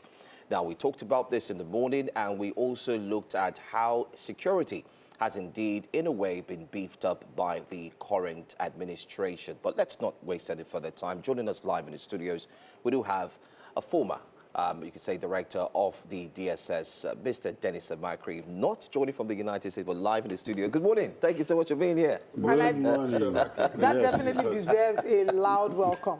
Yay. This is your very first time in our studio. Typically, we always discuss with you in America, in 5 years. on the screen. Thank you so much. Welcome back to Nigeria. Thank you. Welcome. Welcome. It's nice to be here with you. Good. Nice to have you, but unfortunate to be still having this kind of conversation with you again. The conversation has been going on for decades now. Absolutely. Absolutely. You know, and I think we're seeing little results now that are coming out. From your perspective, you think it is better? Oh, definitely. But Nigerians, a lot of Nigerians don't seem to agree that it's better. They don't agree because of what is in front of them. The Oyo situation, Ekiti, you know, I think it is being drawn nearer to home, so people are panicking more or less. But when you holistically look at it, I think the relationship between the United States and the Nigerian troops that we have has started to pay off. You know, right now we have something really, really happening there. Okay, I mean, maybe another good way would be to talk about how this has paid off. Because I recall when we started talking about the Oyo kidnap, a lot of the sentiment we had been expressed is, why are we not seeing, if US came clearly to say in December that they had bombed these terrorists, why are we not seeing them employ that same level of zeal to help us rescue the young people and their teachers who are now in captivity for how many days now? 25 days. 45 days. You know, like I said, this is happening near to home. And everybody is very, very emotional about it. When it was happening in Chibok, and we were talking about it at that time, many people think, oh, no, don't worry, this is far away. It can't get to Lagos, you know. But it's very, very close. Within 1 hour now, something is happening within 1 hour to Lagos. So people are in a panic mode. And at the same time, they are worried about, you know, what is happening. So it's safe to say that we're also not being fair to those in the north. Because when you say it's closer to home, it feels like the same level of urgency that we see when it's happening in Oyo. We don't see that level of urgency or zeal when it's conversations happening in the north. Yes, we don't see that urgency. And why? Because it's far away. Look at how many, do you see how many people that were released? 360. Among them, children. A lot of children. You know, so just oppose that with what happened. How many people were kidnapped in Oyo? 42. So you say that compared to what happened in Oyo, this is a major, major issue, and at least they've tried to bring these people home. So let's talk about how these things happen and how it's become a major industry. You said that in a few years, ransom payment has been over 2 trillion. It's almost reminiscent of chattel slavery because they don't even look at your profile or your social status anymore. It's just the numbers. So they pack human beings like a herd and take them into the forest, and it's become a business, an industry. Why have we not? Because, I mean, we were reporting it while it was happening in the north, but I guess the onus is on the security operatives to nip it in the bud and do something about it. If they had done something about it, it won't come closer to home. So I don't even think it's the people's fault. So what intelligence failures allowed this beast to fester and this infection and this terrorism disease to spread? Well, you know that we are dealing with a constriction here. A constriction where although they are fighting terrorism, our military is one of the best in Africa, and they've been fighting. The security agencies have been supporting them. We even have foreign partners that have been coming to do. French troops, British troops have been there working to see that they end this. But at the same time, we saw that there's a K-leg somewhere. You know, financiers who are very, very net worth individuals in Nigeria. And, you know, when politicians are preparing for elections, they try to be very, very careful. You know, they are trying to be very careful because some of the people involved are also in government. And that was what we were recommending the other day, that, look, let's forget about the politicking. Face the security issue, deal with it, and then we can go back to politics. And damn the consequences. Yes, and damn the consequences. Because which country are we fighting for if we are going to be accommodating people that, you know, are not having that patriotic zeal to make sure that our children and women are safe in their house? Okay. Let's look at security as a whole. I mean, we've talked about the Operation Hadin Kai just now. We also spoke about the one in Oyo State, which you've mentioned. But let's look at security in terms of Nigeria and its security architecture. You've been in the DSS for years. You should be able at least to have some, what people would call tea to spill, if there were. And how have you gone about ensuring that Nigerians understand details of what insecurity has done to the country, especially all through the years while you were active in service and up until now? Maybe a memoir or something. I'm just trying to. You know. Thank you for that question. And then, of course, this morning, I've brought a book I wrote, you know, to commemorate the 40th anniversary of the DSS. You know, and you see, this book has a lot in it. You know, it has a lot in it, whereby when the security agencies are working, the name of the book is My Journey Behind the Shield. You know, so we operate in the shadows. And in the shadows, many people will not know what is happening. You know, and there's an analogy when we launched it at the DSS headquarters some days ago. The DG of DSS came up with an analogy that I really liked. And he said that, you see, what is happening right now, even in the country, is like a soccer game. You know, you have a very good goalkeeper. You know, they kick the ball to him, he pushes it out. They kick again, he pushes it out. You know, they continue to do it. He can do it about 3 or 4 times. But the one that he misses, that goes in, is the one that you see on the board. You know, so it's one that, you know, people cannot talk much about what is happening. But in this book, I've taken the opportunity to write something, you know, which are not very classified. And people can read it. And it will enlighten a lot of people. It will enlighten people. There we even touched about the real how Abacha died. It's right here. You'll be hearing about apples and Indian women. That's a joke. You know, those are jokes. And they don't matter. Because you don't want to spill anyway. They need to go and buy it. They should buy this book, and if you read it, I'm going to leave one for you. You can read it, and later, you know, you can talk about it.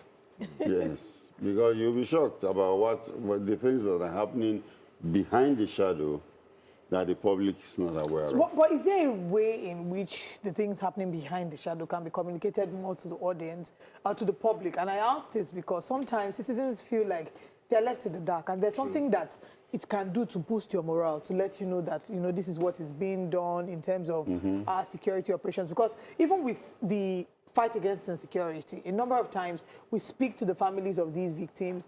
They don't have any information. They are just posting videos and praying and saying, government, come to our aid. So don't you think that, you know, security operatives should move away from behind the shadow? No, they will remain in the shadow. Yeah, but you have... Or communicate, a way to bridge. Yeah, there is a way to bridge it. And before they used to have spokesperson. But those spokespersons... I remember Wilson or Jared. So, you know, some of those spokespersons are not well kitted to give the story out. So I think they will think on really what they want to do and then come up with this story because not everybody have the need to know. They need to know. You go to see a doctor and the doctor tells you that, come, you will die in 3 months. You know. And you ask yourself, do you really need to know that information? Because maybe you might also say, okay, yes, I need to know that information so I can prepare myself. Yeah.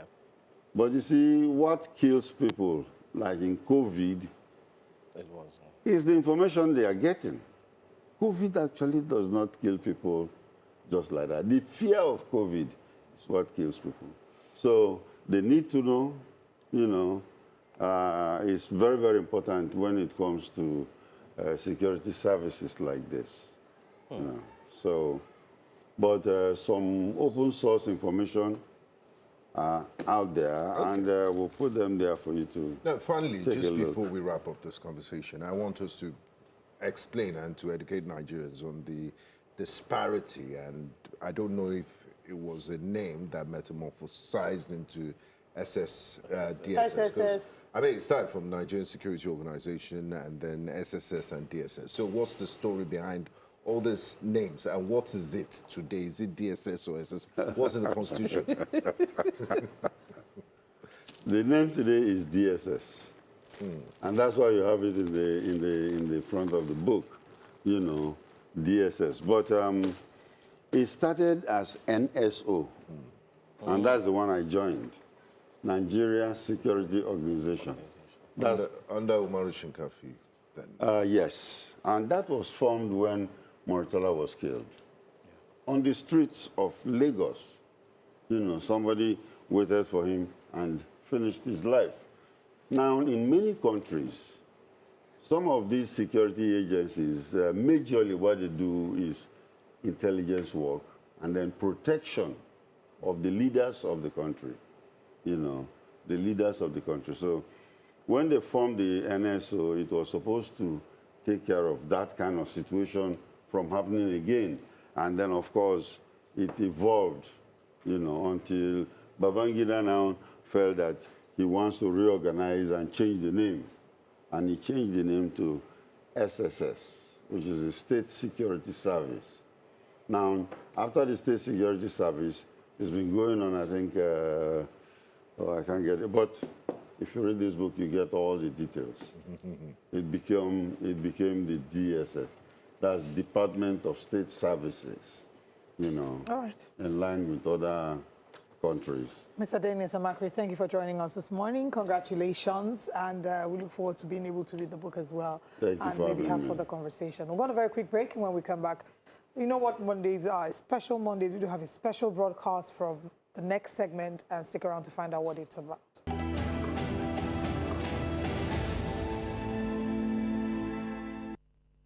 This segment is brought to you by Zenith Bank.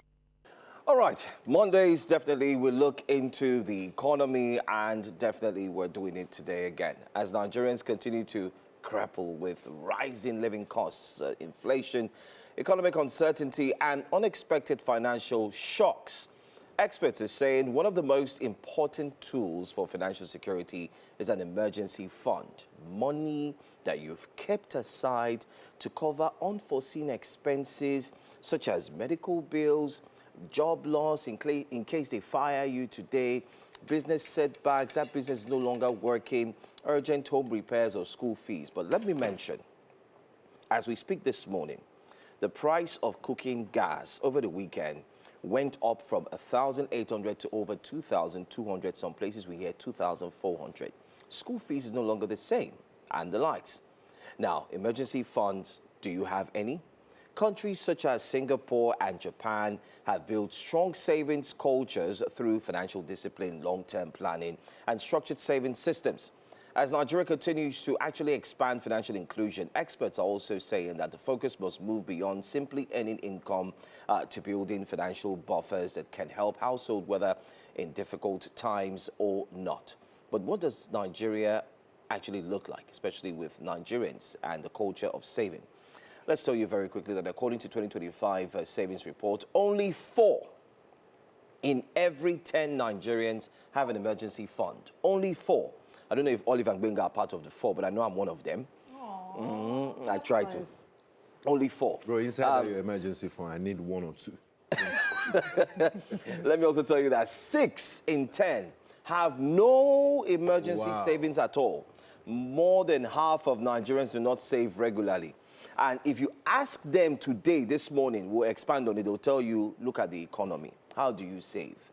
Next, only 6% say they feel financially secure about their future. Only 6%. Take note, not 100%, not 50, not 40, not 60, not 35. 6. Among those who have emergency savings, most can only cover 1 to 3 months of expenses, while just 15% can cover 6 months or more. So even those who save, their savings can take them for only a few months. After 3 months, the oil becomes dry. This will be our conversation. Joining us to have this conversation for the first half, we have economists and one who will help us to analyze this and help you watching us this morning to tell you what you should do, how you can go about it, and much more. We have Kaluaja joining us this morning on Breakfast Central. Good morning and thank you so much for being here. Thank you so much. Guys, glad to be here. Welcome. At least we're happy. We're not talking about the economy this morning. So we're not looking at the challenges of the economy and the problem. Today we're looking at every single Nigerian. So you get to talk to us on how we can you know, the statistics we shared earlier, we already know which category you fall into. We know that, you know, you're not in the category of those that don't have emergency funds. But maybe we should start with that. Humble, so I'll claim it. Maybe we should start with the emergency funds conversation, because the truth is, yes, there are those who don't see the point of an emergency fund, but the truth is every regular, normal thinking person would love to have an emergency fund. But when you check the reality of things, what is the possibility of being able to maintain emergency funds for the average Nigeria in the current reality? Yeah, it's very, very tough. But you have to understand that before you even invest, what we teach in financial planning, before you even invest, you have to have an emergency fund, which is essentially 3 to 6 months of your necessary expenses. Not all your expenses, but the key ones like your rent, your food, the stuff you have to spend money on. Even if you don't have a job, you've got to eat. You've got to be in a rented accommodation or in your home or buy gas, whatever you term as necessary. You've got to have 3 to 6 months of that cash lying around. If you don't have cash, you can have credit, which means you can run somewhere and be able to generate liquidity to cover an instance of, say, health, or you have to pay for something you didn't anticipate from. You do this before you save or invest, right? You build that emergency fund. It's very, very tough to do because you have to just keep the money in near cash or near cash and not touch it. And what do you earn? So it's a tough one, but it's something you have to do. Otherwise, you have to then sell assets that you've built up to then pay for emergencies, which is going to be worse off. Yeah. Carly, you've said the easy part. Now is the hard part, but I do appreciate your admittance in saying that it's a very hard thing to do. So what are some of the methods we could use to really do it? Because, I mean, the take home can't even take you home, and then you're saying you should save your part of that chunk of which you have a lot of expenses that are waiting for you. So when can you start? Or when is the ideal time to start? And what methods can you use? I think the best thing to do is to automate it. Don't see the money. If you earn money, pick a percentage, 1%, 2%, 3%, even 5%. The minimum is 10, but start small. You have to build a discipline first. Don't see the money. Money comes to your account, get a savings account or money market account, move the money there automatically. So money comes in, you're doing 1% or 5 or 10%, move it there automatically. Some folks don't get a debit card for that account, so it's harder to get into, right? Just psychologically, you don't want to get access to those funds. But use technology to your advantage. I see lots of these online apps, they'll be like, you can lock up the money. Don't lock the money up because it's an emergency fund, but try to build a discipline of taking your active income and creating passive income. Just put them in a money market account, high yield savings account, so you can get returns on it. So psychologically, you're saving for a rainy day. It's very, very important. So discipline, use IT to discipline yourself. That's just the way you want to do it. Again, it's 3 to 6 months of your active income, of your necessary expenses. That's how you want to calculate it. If your expenses are going to be 100,000, they want to save at least 300,000 somewhere. You want to hold physical, maybe foreign currency. You want to have a credit card, or you want to have Naira cash. All these have got to be accessible and liquid when you need it immediately. That's the plan for you. Okay, I mean, what you just said now, to the ears of some Nigerians who are watching this morning, they will be like, Haba, how now? How is it possible? Or what's that statement? They say, as how now? As how? 100,000 Naira. Okay, let's even look at the minimum wage. If you say 10% of the minimum wage, that's 7K, right? That's 70,000 Naira, 7,000, I hope I'm right. If one earns 100,000, that's 10,000 Naira every month. And he needs to save that for 6 months. That's about 60,000 Naira. I mean, we'll all agree with you that 60,000 Naira can go in split seconds. So isn't it bleak, especially for those who are on the minimum wage, below the minimum wage, especially having to set aside funds? How difficult is it for those who are on the minimum wage? Let's put it that way. Yeah, just to clarify, you are saving your expenses, not your income. So you are saving 2 to 6 months of your expenses. If it's 100,000, if that's your necessary expenses, you want to save 3 times that minimum. So let's go back to your question. It's actually the irony is that the lower the income base, the higher they tend to save, or their savings rates tend to be higher. If you go to the market, they do this ajo where every day they are saving 100 Naira or 200 Naira every day. Those folks are very dedicated to saving that small amount of money than the high earners that earn $1 million and don't invest. They just say, well, I have a lot of income. My salary can cover if I have an emergency. That's the irony. It's not the income, it's the discipline. So it doesn't matter if you earn 10 million. If you can't discipline yourself to save a percentage of that 10 million, you're going to be in trouble. So if you notice, again, go back to the folks that actually are in the market and all that, they save a ton of money. And that's just the ideology you have to take. You've got to put money aside when you get it. The Japanese do a lot of savings, and it's a cultural thing, and the economy has a ton of savings. You can't invest unless you save. But let me caveat, many folks have an issue of income. So if your income is really, really low, your target is to raise that income. But what we're talking about is folks that are at least getting income. You're getting money above the minimum wage. Out of, even if it's 70 grand you're earning and you save 700 Naira, that's still something. You know, people do ajo. Ajo is a way of savings in Africa where you combine and you defer consumption and then you get the bulk of funds come back to you. That's our way of saying you can save money and not earn interest, but you get a bulk sum to spend. All those are to build discipline. So it's not just the interest rate now, it's just the discipline to delay consumption.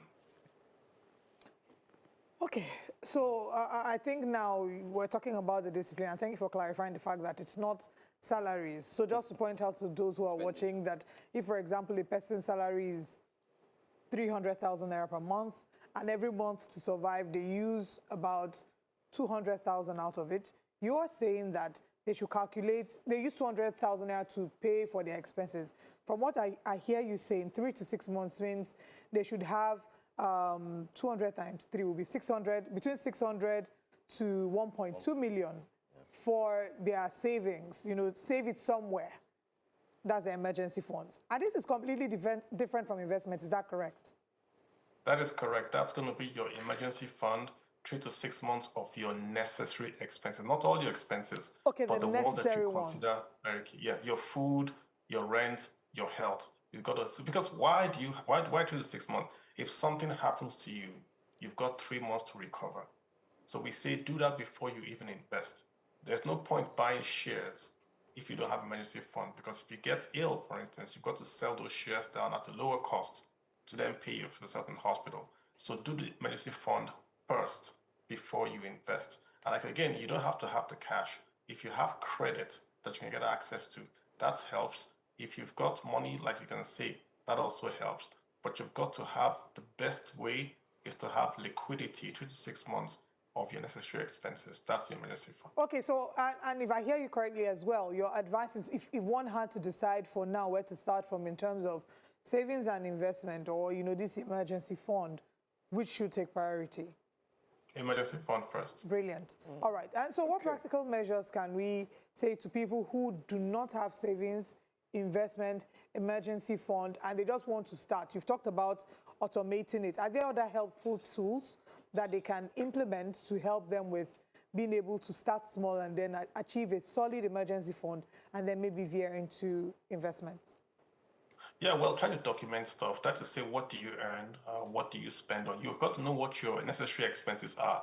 For many people, sending money home is a necessary expense, but you can say that's not a necessary expense for me. So you want to be very, very clear on what are your, what we call your non-discretionary expenses, things that you don't, that you must spend. Be very, very clear on it, number one. Know how much is your target.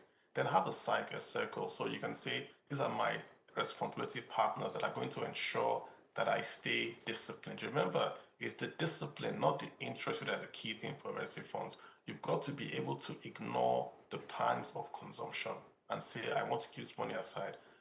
That's what you want to do. Then you want to automate.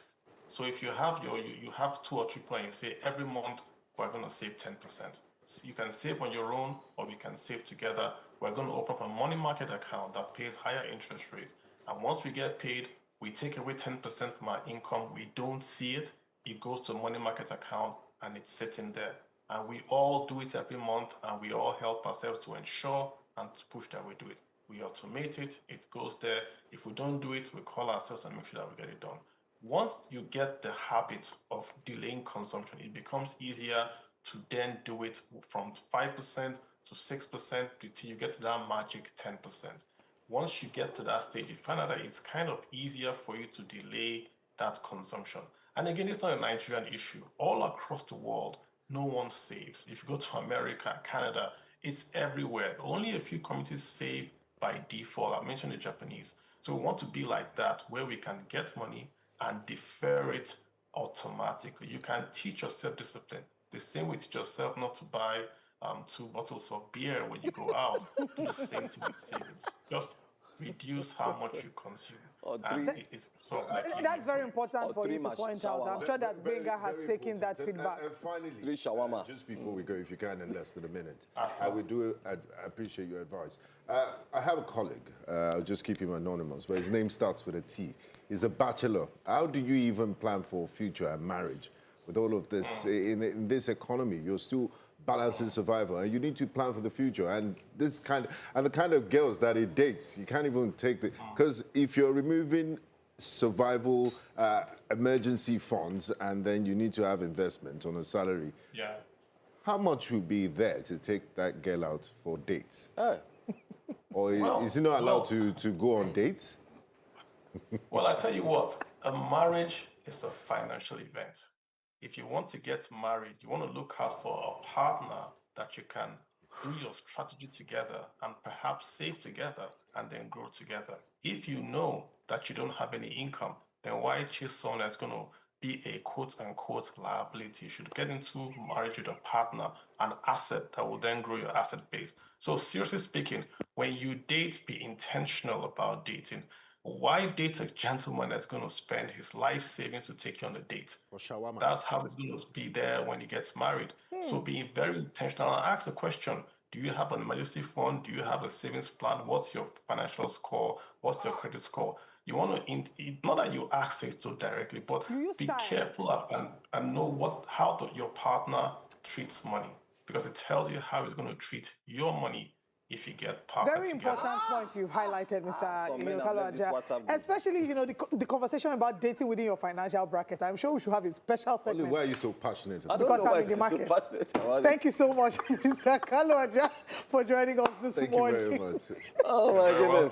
We'll go to a very quick break. We'll come back and continue the conversation in a moment. Please stay with us.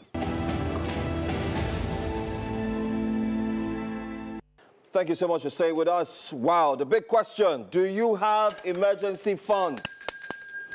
Let's do this. Walk with me, breathe, while you're watching us this morning. Walk with you. How much do you have in your account now while watching us? Then, how much do you have in a separate account. That account is called emergency funds, or better still, emergency, any way you want to call it. But it's a place where you can go to quickly when there's crisis. We're just told that it must be up to about 3 months of savings, 3 to 6 months. So how much do you have? Well, our next guest joins us in the studio. She's our colleague, and when you see her on Business Edge, she breaks down the numbers and tells us how it should be, looking at the economic climate and the likes. Thank you so much, Madam Fasmi Peter, joining us live in the studio. We just finished with Mr. Aja Kalaja, and then he broke it down and got a lot of guys leaving WhatsApp groups now, saying if you want to date any guy, by now the guy should have emergency funds, he should have this, he should have that investment plan, and so on. But let's come back to emergency funds. I think I'd like to tilt it to the women. Should women also have emergency funds? I think everybody. No, now I'm asking. They just spoke to the guys now. Why shouldn't we relax now? You just spoke to the guys. Oh, he Let's talk to the did. women, because guys and girls go out on a date. So if the girl is asking the guy, so are we talking dates now, or we're talking? Hold on. Okay. Of the financial Sorry. issues. We're both on a date, just acting though, and I'm asking you. So You are just not on a asked me. date. You just asked me if I have an emergency fund. I told you, okay, I have these plans. What about you? Do you have an emergency fund? Sure, Should women have an absolutely. I emergency think everybody should have an emergency fund. It's very important. I know there is that conversation around there is inflation and, you know, purchasing power is dwindling and all of those things. But one thing I know is that whatever you earn sort of constricts you to a particular lifestyle. And so the money you earn already has, from whatever it is you earn, you can already keep something, no matter how little. And this is another thing I try to tell people. See, if you have started from where we started from, that was the savings conversation we had earlier. By the time you do that meeting I said you're going to have to do with yourself, and then you decide on what you can put away as savings, once you have done that, now from your savings, which is supposed to be 20%, remember the 50-30-20 rule. So your savings is 20%. From that 20%, that's where you're now going to take out the regular savings, the investment, and the emergency fund. All of that are supposed to come from that 20%. However, not everybody can realistically put that 20% away. And so as a result of that, you should then have that meeting with yourself and decide on what you should put away. Now, there is also that part where when you realistically do this, going by cost of living pressure and some of the pressures we're going through, you might discover that you have nothing left really to save. And in that situation, that's the point where you tell yourself, Perpetua, I need to get another job. It's either I get another job or I get an extra income. And how will you do that? You need to reskill and upskill. So it's very important. And it's not enough to say, oh, the company or the government is not doing this, is not doing that. You've got to, you know, help yourself. But what if there's no work? So I'm coming there. When you say there is no work... She has answers to everything. Go on, go on. Let's be honest. Of course, I know. All right. So I want to believe you already have one job you're doing, and then you're hoping to get a better job. For you to get a better job, you have to upskill. And then there is also that conversation of, do people even have the money to pay for this? Maybe you need to go for one master somewhere, you need to go for an MBA, you need to do something to upskill yourself so that you become more competitive in the market. Because there are a lot of persons who have what you have, but you've got to distinguish yourself in the market by having more. So when you have that, when you upskill, that helps you. Hopefully you get a better job. And then you're saying, what if there is no job? Well, you can do gigs, you can freelance, you can do something to ensure that you get yourself out of poverty. So now, you're saying one thing. You're saying that inside the 20% is when we get the savings, investment, emergency fund. We're speaking with Mr. Kalu, however. He was of the opinion that in a month, you calculate how much your necessary expenditure is. Of course. And when you get what that total comes to, you can multiply it by at least 3 months to 6 months. Okay, I'll come to that. I mean, financial experts have made it easy for us by telling us that, you know, what you need as your emergency fund is your 3 to 6 months exigence. That's the most important, the pressing expenses. Yeah, like you said, now, the goal is not for you to do that at once. The goal is for you to then ask yourself, this is the goal, this is how much I'm supposed to have based on what my regular expenses is. And so you then tell yourself, how much do I need to contribute every now and then? So it depends on you. I mean, it could be every month, it could be, it depends on how you're earning. To make that easier for people to understand. So if you have a big side gig, you know, just throw it, maybe 50%, 40%, 60%, just throw it, you know, and then that might be enough. To make it easy for people to understand, the practicality we're using is, imagine a salary of 300,000. And in doing the expenses, you're finding out that your your necessities 200,000 is about 200,000. That's a lot. That's a lot. Okay, let's say necessities is. But that's the reality. That's the reality. How much is that's the reality today. Okay, let me bring it down to You all talk 150,000. like there's no black tax, so people don't ask for favors. That's another Are you thing. going to just ignore all of So that? wait, let's come out. Let's work. Because the goal is for someone watching to understand what it is. So let's say your necessities is 150,000, right? And in 3 months, 150,000 will come up to 450,000. Exactly. In 6 months, 450,000 will come up to 900,000. So calculating your emergency fund, if you need, give or take 150,000 every month to buy your most important items, the things you can't do without. Essentials. You know, your essentials. You're That left means you will with need an 150,000 average naira. of 450,000 to 900,000. So you're saying that you can then say, okay, how much every month do I need to contribute to be able to make up this 450,000 to 900,000? Doesn't necessarily mean that you must remove that 150,000 every Where will month. you get it from? Exactly. Well, you're not a thief. So this makes a lot of sense. Then what happens when you already have it? Okay, so when you Does it already mean have you it. can now just be splurging on shawarma? No, you can't do that. So when you already have it, it's a good thing you already have it. You can live with that. And some persons just keep, once in a while, they just put something, add something, because really, when you look at the time value of money, what you think is 500 naira and can buy ABC today may not be able to buy that much tomorrow. So that's the point where you have to then, ensure that you're still keeping that money. And then at some point, if you're keeping, you might want to invest, you might want to invest, maybe not invest now. Now, that money, what you can do is just leave it where it is and all that. I want to believe you're putting it in an interest-yielding stuff. So you leave it there. Another thing about emergency fund that we need to take note of is that you really need to be careful about the kind of policy or the kind of account you're opening for it. The reason is this. I remember recently I was putting money away for something, and when it's crystallized, when the need crystallized, I needed to get it, but it took 2 weeks. There was this back and forth. To get your money. Exactly. So there was this back and forth. Send this one, send that one. Like, I've sent all of these things. And then they told me, okay, so it hasn't gotten to the moratorium, that because of that, they're going to take 8%. So they had to take 8% out of that money. So at the end of the day, So what I you was put saying... it in World Bank. Because I'm watching all this drama. So that's why you need to understand. You don't just put your money in a particular investment or in a particular... whatever it is, really, you don't just put it anywhere. You need to be sure that, okay, it's simple savings, high-yielding savings, you want to put it there, you want to be able to remove it almost immediately. Or maybe mutual money markets. Mutual funds, you also have some of this moratorium, you also have some of these clauses, so you need to be careful. Put it in the place where, if I need it now, 7 p.m., I can get it. And it's but if you put it somewhere that is easy to withdraw, then you might also lack the discipline and then pull it out. You really need to be disciplined. I mean, you have to choose. I have an answer to that. You really put it in an account where you don't have access, you don't have the app, you don't have the ATM card. Exactly. You can't. You have to go physically to the bank. If not that one, you will still go to the bank and collect it and buy your shawarma. No, you make sure that they don't have a bank that doesn't have many branches. Okay. But then Zenith has... My final question, as quickly as you can, the importance of budgeting, because the truth is, even till today, there are many people who still do not budget. Even our government is running concurrent budgets, back to back, 2024. And that, of course, has to do with something. It's the fact that, we're not doing things How do we budget? Process.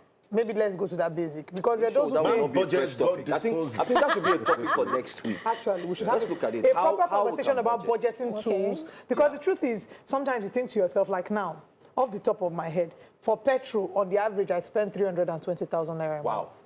If I buy 80,000 naira a week, I will use, and you see the commute I make to work every day. And it is, thankfully, my management, I know that as I'm saying this now, my management is going to do something about it. They are watching. They are running skater for 3 of us, 4 of us. For 4 of us, sorry, let's add it. So I spent 320 a month. And that wasn't what I was spending before. This increase in the past few weeks, everything has increased. So it's like, how do we now start rewriting and revisiting our budget? I think that should be our next week's or our Friday conversation. Yeah, let's look at that. So let's speak about budgeting. Simple hacks for budgeting, how to cope with your budget in an ever-changing economy, because what you fail to buy today will increase in price tomorrow. Absolutely, and there are so many. In fact, I think we should leave that cooking gas. Concern is in the past 3 weeks, cooking gas have moved How on. do these guys want to marry? How do they? No, Benga. So I'm having a conversation on that very soon. It's a special conversation. Men, dear men. Dear men, yes. We're bringing anyway, shout out to all the men in all the men this month. Happy mental health. Happy men's mental health month.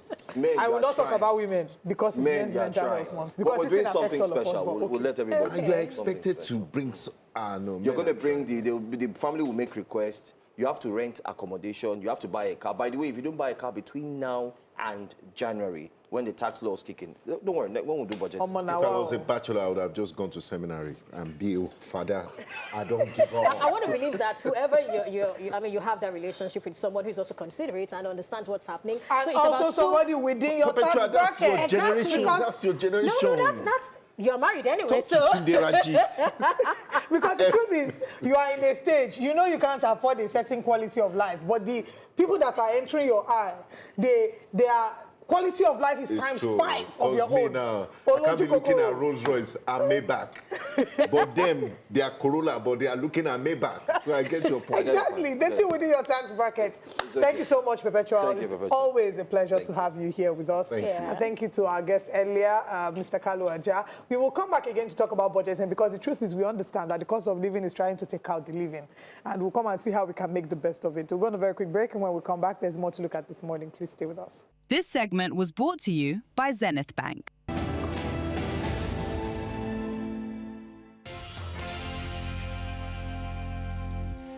Welcome back to Breakfast Central. It's now time for us to look at the newspaper front pages and join us to analyze the news this morning is Mr. Should I call you Mr.? What are you on this morning? Mr. Dr. Ojo, Public Affairs Analyst. And first and foremost, let's put out the disclaimer. Because when political season, and you can be sending subliminal messages, and as a journalist yourself, I'm sure you understand where I'm coming from. So let us know your affiliation with this cap. Is this an okay cap? Is it a Kwankwasia thing? What is okay? Make Nigeria great. Okay. Yes. It's not, you are not affiliated to Kwankwasia movement. No. Because this is they don't.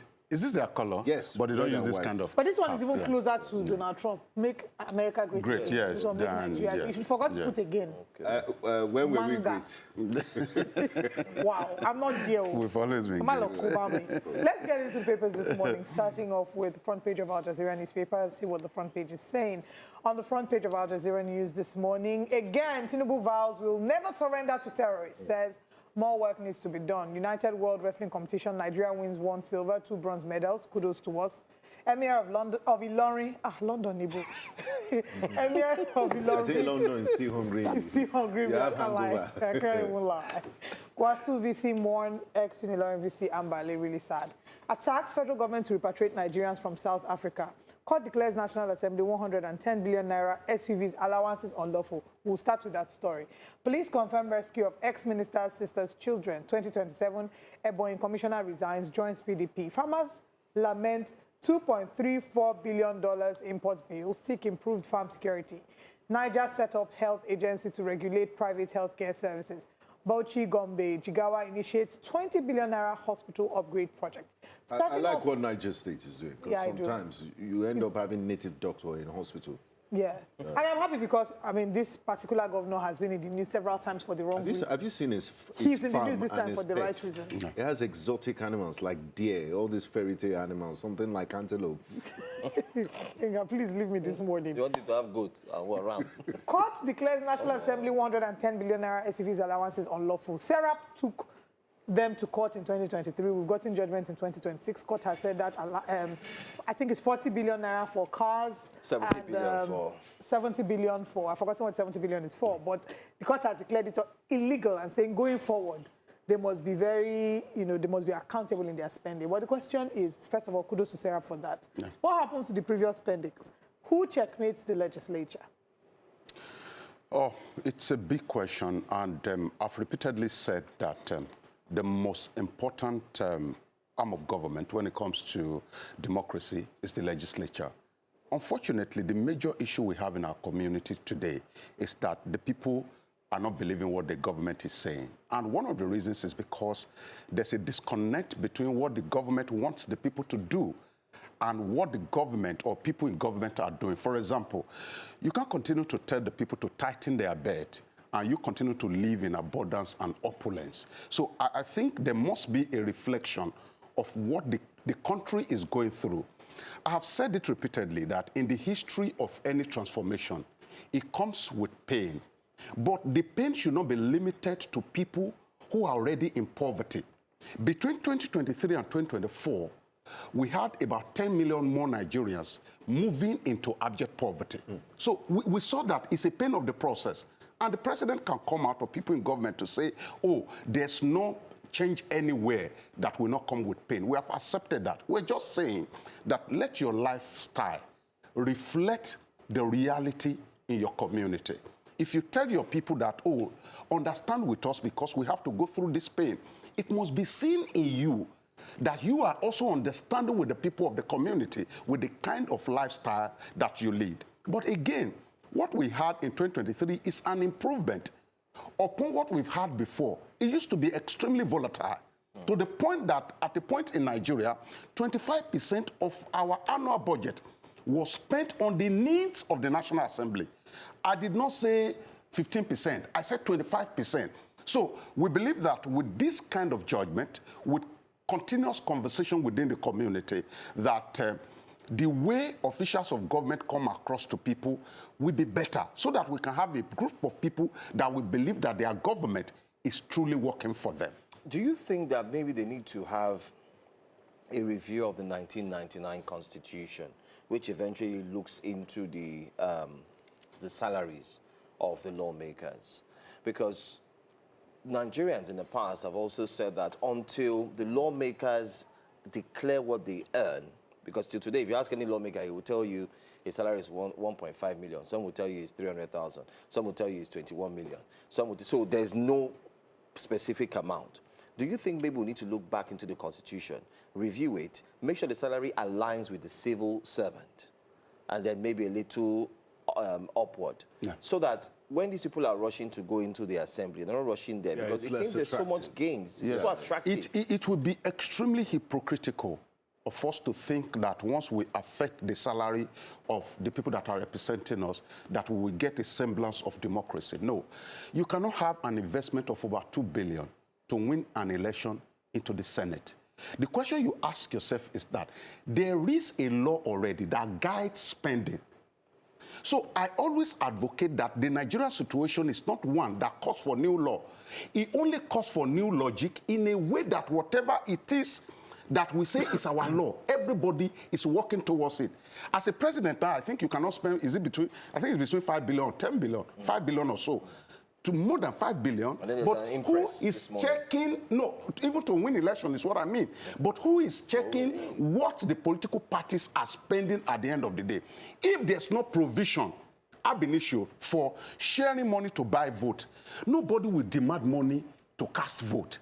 So the law is almost a good law, but the problem is that everyone keeps looking away from what we have in our books. And, you know, we keep cutting corners to ensure that we get some of these things done. So beyond the law, because I know us, that even if we have a new law now, within the law or outside the law, there will be a National Assembly enactment that will give room for allowances that is not captured in the law. And the problem is not salary.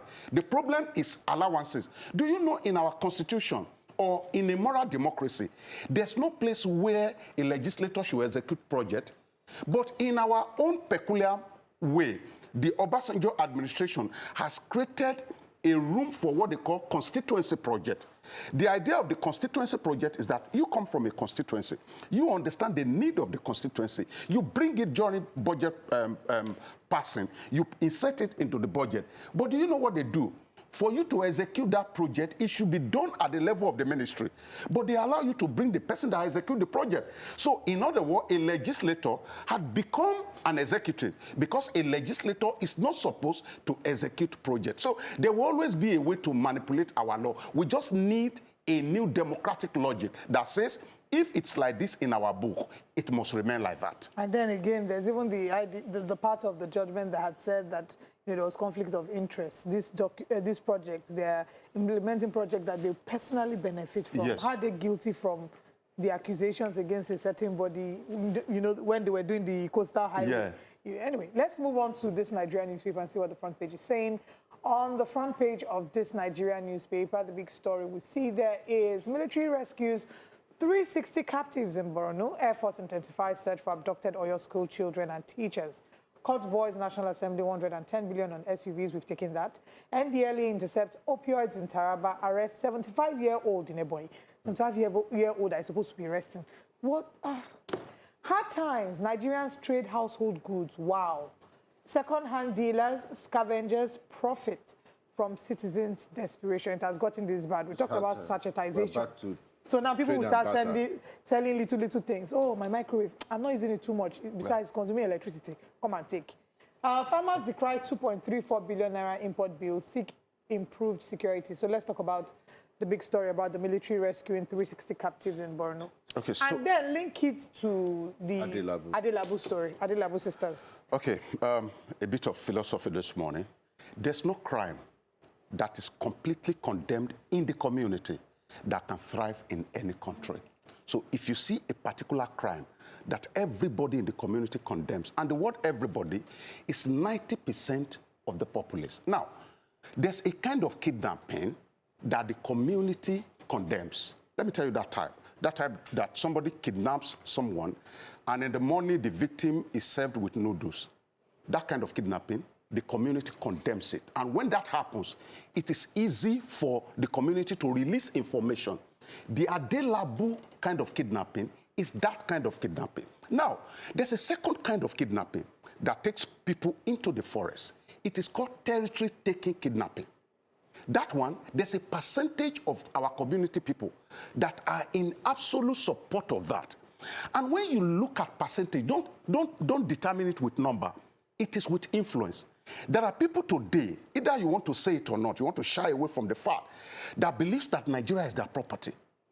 In Kwara State, there are communities today that have been deserted. If you go back there in 4 years, you will see that the community will have been occupied by another set of people. So this kidnapping, this kind of kidnapping, they kidnap people, they may collect ransom. What do they use the ransom for? They use it to buy arms and ammunition in preparation for takeover. This kind of kidnapping can never be easily defeated by the people. Why? Because there are interests here and there that are supporting this kind of kidnapping. And that's what I suspect that we have in Oyo State. And at a point, for you to understand this kind of kidnapping, when Boko Haramism was at its highest, the sitting president of a nation had come out to say that I have members or people that are sympathetic to the cause of Boko Haram in my government. Let me describe the fact to you for you to understand what we're talking about. During the military rule, we have the Supreme Council, which means that any decision that is taken at that level is the final decision. Now, to represent that in a democracy, we have the Federal Executive Council. It means that the policy, conversation, the project decision that are taken in that meeting is final. And somebody is there. Everything that is said in that meeting is telling the Boko Haramists. That's exactly what is happening with the kind of kidnapping. It's a territory-taking kidnapping. And until we begin to address it as such, and how do you know people that are sympathetic to the cause of this kidnapping? Please tell us. Number one, you see people having conversation around, oh, we don't need ranches. We don't need ranches. Let people begin to roam around our communities. Let them go from one place to the other. Every philosophy of civility, every philosophy of modernization has criticized cattle rearing in our communities. Let me tell you a biblical story that a lot of people are not privy to. Now, in Egypt, and a lot of Christians may read spiritual meanings to this, but let us look at the societal meaning. In Egypt, when the Israelites came to Egypt, Egyptians did not allow the Israelites to live in Egypt. They went to Goshen. And when they are talking about it, they say, oh, it's a spiritual, it's a land of the Lord. But every land is a land of the Lord. Do you know the reason? The societal reason is that Egyptians don't want the Israelites to bring cattle into Egypt because of the level of modernization in Egypt at that point in time. We cannot be in a 21st century Nigeria. And you will now allow cattle to be roaming the street, to be moving around communities, and somebody is coming to say, oh, no, we have to go to 1914 grazing route, or we don't have the idea of ranches. Once you have those people who are heavy on those conversations, suspect them. They are part of those people who think that territories in our country belong to one people. And as a result of that, they must take it as quickly as possible. Unfortunately, a lot of their people are also becoming victims. What do I mean? We saw something online the other day, a handsome Fulani guy who wanted to travel from Lagos to the part of the east. They did not allow him to enter the vehicle. So what that tells you is that if we do not solve out the problem of insecurity, we will be complicating the future. And there are many reasons for this. Number one now, we are having warlords now in our communities. Oh, this one, they hail him, is our warlord. He's going to save us from our people that are attacking us. What happens in the next 15 years? After we might have defeated our enemies, will our warlord not also turn to us and our children? Exactly. And start lording over us and killing our people and molesting our women? This all over the world. That is why, huge demand. yes, that's why the issue of insecurity is not an issue to play politics with. And I love the way the president put it in the first newspaper. This is the time we need the Jagaban. Not Jagaban of winning election. No. The wisdom you need to rule a community is nothing compared to the wisdom you need to become a king.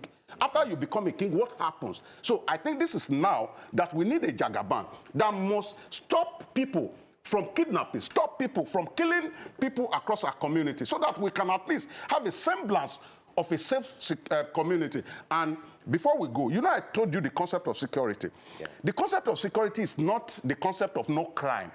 The concept of security is the concept of response. If a crime happens and the government responds to it in the same dimension of the crime, appropriately timely, then you consider the community as being safe. So the president must wake up at this point with the way they attended to the Oyo kidnap and all of that, the Adelabu story. They must also extend it to those territory takers who call themselves kidnapper in forests and are causing mayhem in our communities. Very true, and that's exactly what we are hoping will happen. Maybe as we enter day 26. Today is day 25. It's really sad. Maybe day 26 we'll get a response. Hopefully before day 26. Our time is up, but let's quickly glance through the Guardian very quickly before we wrap things up in a minute, as we still have 2 more minutes to go. A minute, Guardian, front page of the Guardian. Very quickly, I have a story that I want to look at. It says, Wabara others sue INEC as Dati says Atiku's 2027 chances limited. MDA spent 220 billion on solar to hedge grid collapses, higher electricity bills. MDA spent 220 billion naira. I think that's a conversation we'll look to have in the course of this week. 220 billion naira on solar. And remember that the power holding company had said that they are being owed by MDAs. And the amount they are being owed is not up to 220 billion naira, if you look at it in totality. Are we ever going to fix this? Because people are looking for a way out. Bad road, SUV. Even the government is escaping. The government is escaping from... borehole. Now, the government is escaping from electricity. Electricity is going into solar. No, maybe the word is not escape. Maybe they are mentoring people or encouraging people to green energy. Yes, to go green. But my concern failure to provide electricity. At the end of the day, this amount of money that we're talking about, I just hope is able to get the MDAs electricity. You know why? Because they don't need much backup. They go to the meetings during the day. So they will only need backup during downtimes and all of that. So I hope that we will not have this conversation again in our 2028 budget, or after Asiwaju had left in the next 4 years, we now insert it back again. You know, the copy and paste kind of budget. So I'm not sure there's anything wrong about it, but what is wrong is that at the end of the day, many budgetary provisions that we had in the past have not provided solution because the money keeps getting into pocket of citizens. Thank you, Mr. Dr. John, for joining us. Thank you all for watching. It's been a fantastic start to a new working week on Breakfast Central, and we're happy to be here. We'll see you again tomorrow. Yeah, and I would like to, I mean, my daughter, this video will be played to her in future. Happy birthday to my beautiful offspring. Anissa, happy birthday. I don't like it when people say, you're Pekin. No, I have a daughter. She's not a Pekin. She's an offspring. She's a child. I love you. She's a child. She's a child. A beautiful, smart, intelligent child. Beautiful and smart like her mother. Beautiful and smart like her mother. And her father. It takes two to tango. I don't really know much about her father. He do drink beer and shawarma. Happy birthday.